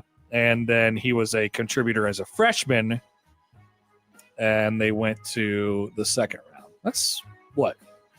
5 NCAA tournament wins? Yep. 5 NCAA tournament wins for George Niang. Not that ultimately Right. is the thing that puts him over the top, but I guess so. Yeah, I guess so. Yeah. What a great question, Joey. I'm glad you think about it. Excellent question, I know. Joey. I was thinking about you, Schaefer. Honk honk. You were thinking about me, and then you said George Niang, and you're like, all right. I'm surprised I forgot to include former Celtic of 2 weeks from last year. Anyway, who's his best NBA player? It might actually be Royce White, as weird as that sounds. Delano Banton is lying around teams. Well, I mean, Debo says it could be McGowan's. Is he still on the Hornets, or is he on the Timberwolves? He's around. He's kicking Or around Pelican. somewhere. I think Pelicans. I think it's the Pelicans. He's somewhere. He's somewhere in the G League. There hasn't been a ton of There really hasn't. NBA dudes. Maybe it's Monte Morris. Oh yeah, I forgot about that guy. Monte Morris was like a really good second point guard for the Nuggets when they were good. So Sanford could be the answer for that. He too. could be the answer for that too. Wow. All right, what else? The PGA is changing its finish to the 2028 season to include a 2-week match play tournament to crown a champion. It's a 32-player field that condenses to a 16-player tournament in the second week after group play. Does this interest you more than the current year-end tournament? I don't know what happens right now. They do the thing where basically guys accumulate points over the course of a year. Yeah. And then where they're at in the standings will have a corresponding, like they might be, if they're third in the standings, they might start the tournament at 4 under. So it gives them a leg up. as Like they go into NASCAR. this. Yeah, basically. And so I love match play. Like match play with golf is great. The match play event that they used to play in Austin was great. I think this is way more likely to get me to watch than their current setup is. I think that I won't pay attention to it because of the time of the year in which it happens. It's possible. Which is right at the start of football season. Well, so I think the way that it would be set up is it would be in the weeks leading up to the end of football or the end of it could be the end of the football. I think you would want to do it. You would want it maximizes before the start of Labor Day. You would want to do it like right after the British Open. Like you would. Well, ideally, it would end middle of August. Yeah, and that's where they've been at before. Like their last major tournaments have been like that week before Labor Day. So it kind of like hits week 0, I guess, if you would. Which college football might be moving things up to accommodate their own giant tournament. That's true. Their own match play tournament at the end of the season. Huh. I don't think it will make me pay any more attention. Much like when they changed. You're underestimating the power of match play. I think you just really like watching golf on TV. I'm not like the biggest golf person, but if you're telling me that Rory is facing Scotty Scheffler in an 18-hole match play to win something of significance, I'd be interested in that. Yeah, maybe. I mean, you really have to convince me on what it is. I'll pretty much stick with only watching the Masters and the British Open, I think. All right. Well, maybe we won't find out till 2028, so we're years away. Okay, got it. Is there another one, or is that that's all I got? All right. Yeah. Those are our questions today on Free Ball, and hopefully we've provided you with appropriate answers for all of them. Many people still chiming in on Ding Ding Man versus Ice Cream Man. It was a little history lesson from the 402. In the 40s and 50s, people usually called them the Ice Cream Man, Ice Cream Truck, or sometimes Ice Cream. Maybe this is an AI. The famous name you might be remembering is Good Humor. Their Good Humor trucks were all over American neighborhoods with their driver ringing bells and selling ice cream bars and popsicles. Mr. Softy is another famous one, but it didn't start till 1956. If you're trying to remember a particular truck from your childhood, maybe what they called around Omaha/Nebraska, I could look up the ice cream companies that operated there in the 40s and 50s. That's definitely from AI, but we appreciate the history lesson, AI. That's really nice. Thank you, Al. Didn't really give us enough information. Really gave us almost nothing at all. Another for the 531. Anyone that didn't know that they were called the Ding Ding Man either wasn't paying attention or just plain dumb. Yeah, I guess.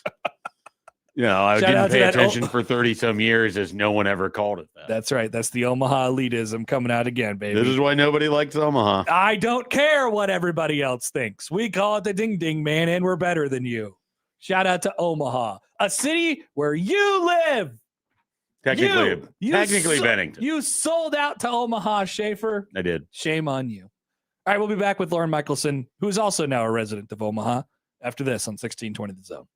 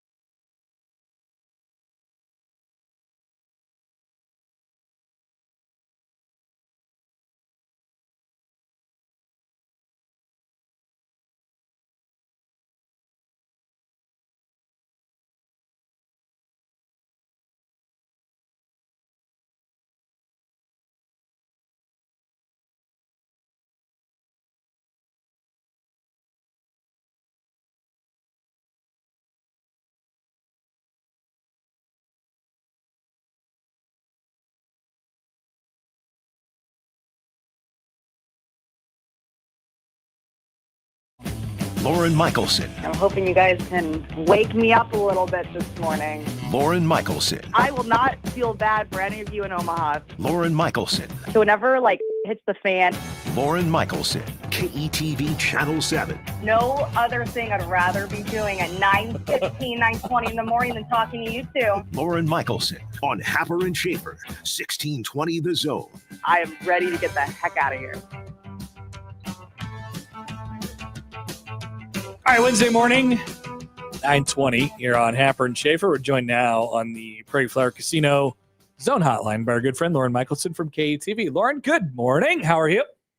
Good morning, you guys. I'm doing great. I'm actually heading to the airport for Arlington, Texas as soon as we hang up. So wow, spikes under the lights. Have you ever been to Jarrow? Have you ever been to Jarrow World before? I have not. So I'm excited to cross it off the list. Exciting. Schaefer, you have, yes? Yeah, I have. It's you went to the 2010 Big 12 championship 2009 game. Big 12 championship. The 1 second game. Yikes. Yeah, so it's an impressive venue. I think you're gonna have a great time. How excited are you for this event? It's the first of its kind. We don't really know how Nebraska is going to approach it. Are they going to try to get lots of players in? Are they going to treat it like we definitely want to win this thing? But what's your overall enthusiasm to just be able to take part in something that's the inaugural edition of something that could be really successful if it's done right?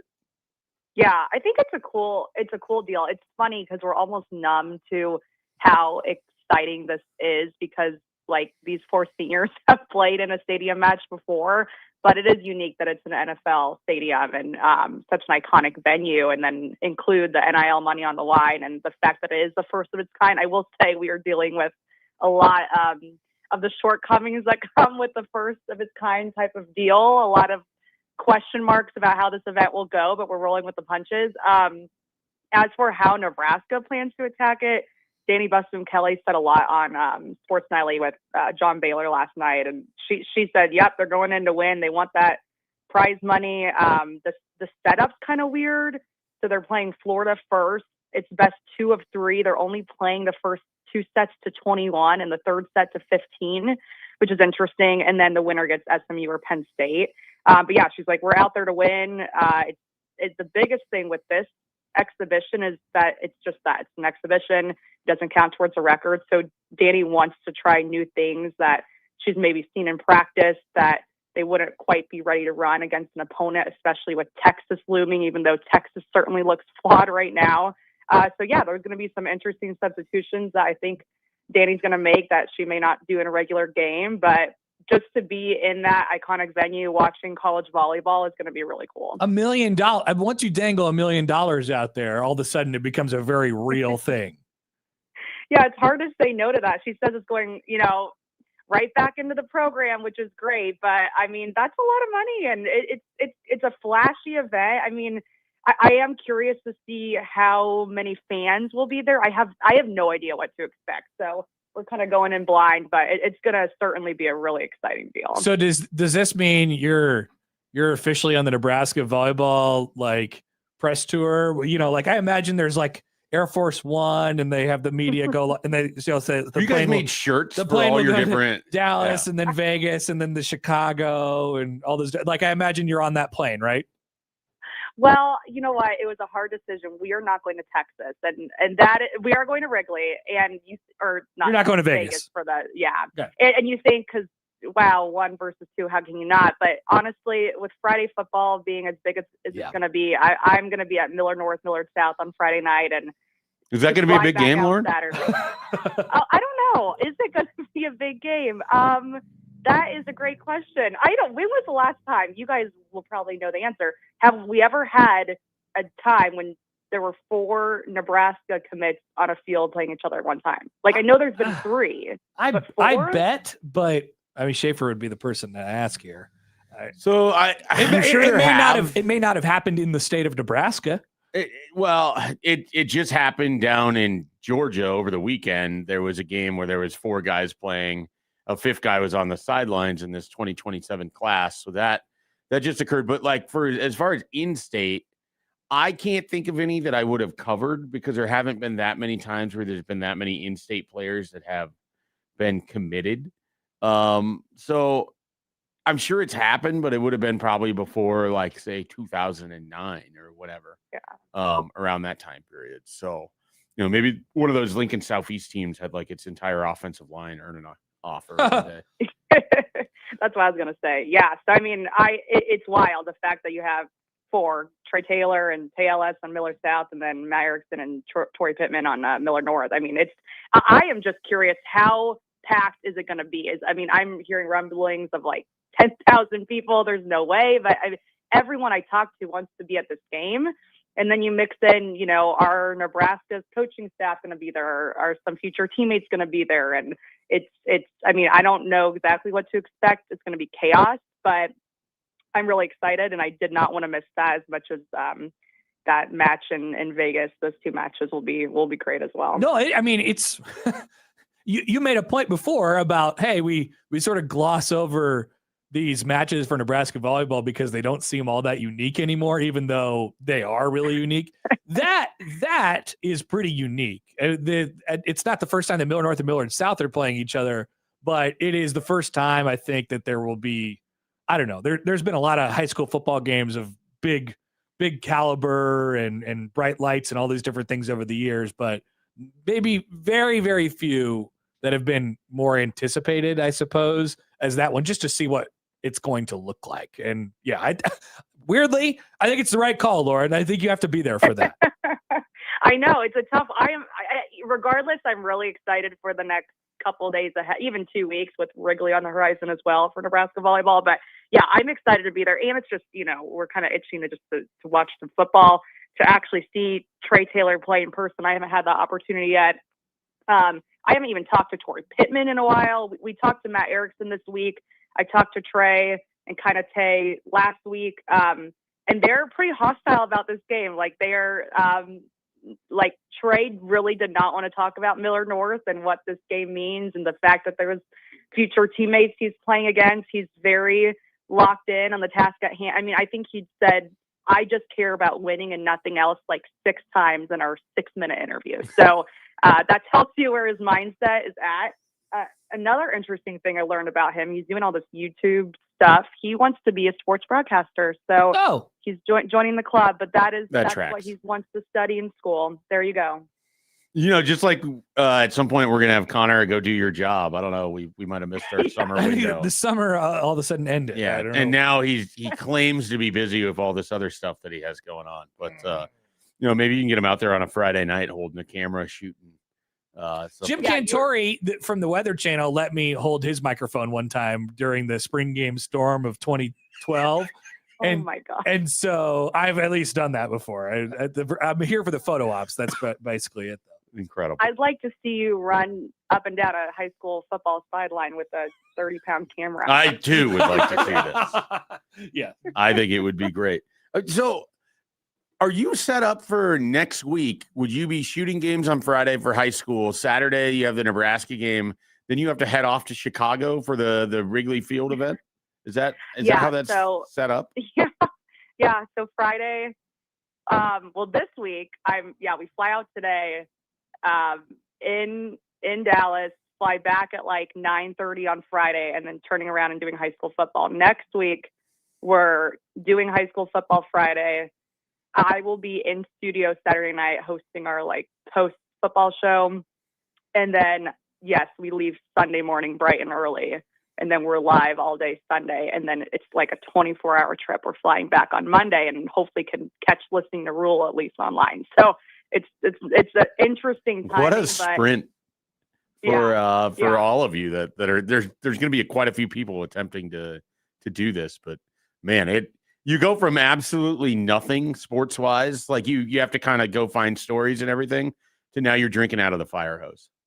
Yeah, it's kind of hitting us like a truck, but honestly, wouldn't have it any other way. And there's a lot of fans I've talked to that are doing that too, that are going to the game on Saturday and then going to Chicago on Sunday, which is crazy, but I guess we're doing it too. And I think it's awesome.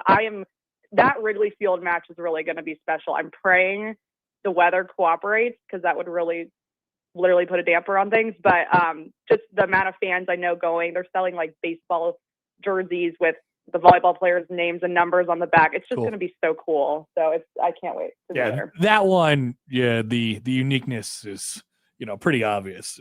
It's at a baseball stadium, and a historic one at that. All right, but in a last gasp of summer here, Lauren, we have one final question to ask you this morning. So like you're a kid, you're growing up in your neighborhood, and the guy with ice cream comes by in his truck. What do you call that guy? What do you call that person? I do not call him the Ding Ding Man. If that's Thank what you, you're asking. Lauren. I just wanted to Thank you. What do you call him? The ice cream man? The Ice Cream Man. Thank Ice Cream you. Man, Boring. ice cream trucks coming. I've never the Ding Ding Man. What is that? It's like an insult. He goes ding ding. That's the bell. He No. goes. Someone described it as what you would call him if you couldn't pronounce ice cream. Yeah, Like you're too young to be under able the to age somehow of say 5. ice cream, or it doesn't work for you. So you call him the Ding Ding Man. And I kind of agree with that take. I agree. If you're under the age of 5, you can call him that. Otherwise, I don't want to hear that. I'd say it's just good branding, right? I don't think so. Ding ding. He just stuck. All I know is when the ding, as Sam pointed out earlier on our show, you can hear that guy from blocks away because of the ding ding. It is loud. It just carries and It carries is and loud. carries. So Lauren, if this ice cream man shows up in his truck of frozen treats, what is your order? Okay, I don't know what they're called. It's the strawberry like ice cream pop. It's like a bar. It's got the outer shell on it. Like the crunchier stuff on it? Like strawberry shortcake, and there's crumbles, on the outside. Those are awesome. That is a great pick. So good. Excellent pick. Superior. Schaefer is furiously typing to figure out. I just want to make sure that it's the it's just called shortcake. strawberry shortcake. Yeah. Yeah. Those things are very It's good. great. The They're very winning good. answer right there from the ice cream man. Oh, you could get it from the Ding Ding Man for like $1.50 Sure. back in the day. Keep holding out strong, Lauren. I'll be there with you. Okay. Thank you, guys. Have a safe trip. See you later. See you. Bye. Lauren Michelson from KET. She is going to be insanely busy. That's a lot of stuff. Yeah. That's a lot of stuff. Starting with Wednesday's appearances with us and then continuing out from there. When is the actual, what is the date of the Wrigley Field? I've seen this a million times. Sunday the 6th. Yeah. Sunday the 6th. Okay. It's like Sunday afternoon, I think. Yeah. Because last year they played Kentucky in that time slot. And That's right. It was on my fantasy draft. A really big comeback. They were down 2 sets. They came back and they won that. So they have the Likes and Spikes thing tomorrow. And Spikes under the lights. If they win, you get to play somebody else, and then you get to win $1 million. And then next, and then you go straight to the Vegas thing. Yep. Which is this Saturday against Texas. UNLV on Saturday, Texas on Sunday. Yeah. So everybody's looking. So the regular season opener is technically UNLV on Saturday, and that's in T-Mobile, home of the college basketball crown finals, of course. And then Sunday against Texas at 2:30. 2:30. Oh, that'll be prime. good. That's primetime stuff, and that's on Think Big about Fox. maybe golfing Sunday afternoon. Now I don't know if I want. Nobody giving any love to a week from today when they go to Brookings. Did you guys even know this? I know people up there that were asking me like, "Hey, is it worth it to buy season tickets so I can guarantee it?" And I was like, "Well, you'll get money for it. You will. I don't know how much your season tickets cost, and you don't get to be the offensive coordinator at Akron, but it's pretty good." I can't imagine that the volleyball tickets at South Dakota State for a season costs very much. Well, at one point there was talk that they were going to not include it in the season ticket package and then have it as like a standalone raffle thing. Okay, There's a lot of enthusiasm for that game because Bergen Riley's from Sioux Falls, and so that's a short drive over. And then skip a day. Next Friday is the DePaul game at Wintrust, home of the Mons, SCO Mons. And then Sunday, the Wrigley Field game, September 6th. That's next Sunday. Damn. That's on Big Fox too. So they're going to be a heck of a schedule. In the first 2 weeks of the season, quote unquote, they're going to be on Big Fox, TNT, and FS1. We have never covered a Nebraska athletics team that has as much exposure as this volleyball team. There's never been anything like that. There's no question. I don't know if I don't know that there's enough genuine appreciation for how rare this is. That they're basically treated like the Globetrotters of volleyball. I know. I know, but it's just like normal. And then the thing is, they haven't won a title since 2017. But it's been like building to this Right. for so long. So now it just kind of feels like, oh, okay, Well, now this is the natural. Now, what I next hope step. is it sustains, because when you don't have Harper or Murray and you don't have Andy Jackson and you don't, like, does that change at all? Like, if they drop a little bit in star power, are they still doing this tour? And then once they have their home stadium completely set up how they want, are they doing a lot less of these games? I suspect yes. Is this final question on this? Does this all stem from the stadium game? A lot of it does. Can we trace all this back to the stadium game? This is a pre-accountability. I did not understand how big of a deal that was in the moment of which it happened. No. Because I wasn't going to go, because we left to go up to the Nebraska-Minnesota game that same night. So I watched it from a sports bar in Minneapolis where nobody was paying attention to it at all. And my general understanding of it was cool event for Nebraska, cool event for volleyball in Nebraska, didn't really make that big of waves. I completely misunderstood. I went on a whim. I just happened to come across tickets and we went. Oh, you actually went? Yeah, we went. Wow. And I was I was emotional. Like it was an emotional. I heard that from a lot of people. Yeah, it was like a thing. Yeah. And I think this all kind of just stems from really, that. It seems like it does. By the way, a couple more things. Matt writes in, Lauren equals wrong. That's on the Liquid Trucking Zone Twitter I feed. disagree. Richard writes in, it is 100% the ding ding No. man. Hashtag stand with Happer. That's a great hashtag, by That's the way. a terrible hashtag. Beautiful. You're going to get demolished like that guy who got ran over by the tank in China. That's what happens if you stand with Happer. I'm just saying. That's what it is. If you stand with Happer, you're getting run over by a tank in Tiananmen Square. Is this a graph? me getting run over by a tank in Tiananmen Square. Can I be driving the tank? Oh no! Disaster! All right, we have some accountability. The poll is up, by the way, and it's neck and neck on the poll for Ice Cream Man or Ding Ding. We will not a terrible poll, Dave. We'll address the poll and we'll get to accountability after this on 1620 The Zone.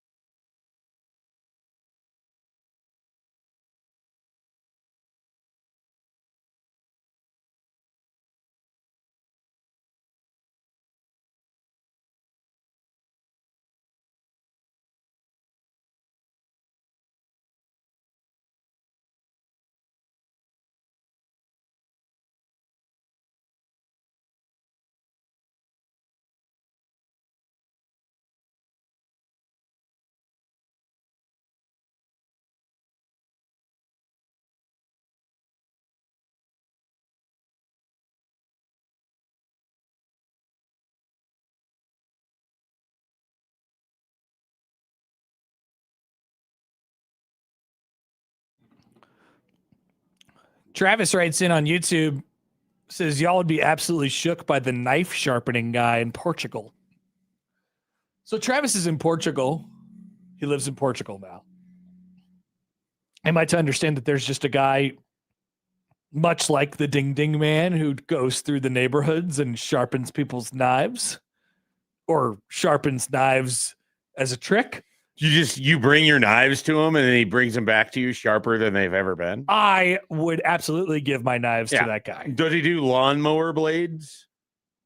I need that done. There's people who will come to your house. I know. Yeah. Okay. I'm trying to find a joint service for after the mowing season that will come pick up my mower, winterize it, sharpen my blades, and bring it back to me for an agreed upon price. I know this exists. I just need to figure out who's doing it for me. I'm sure you. I had a guy in Lincoln.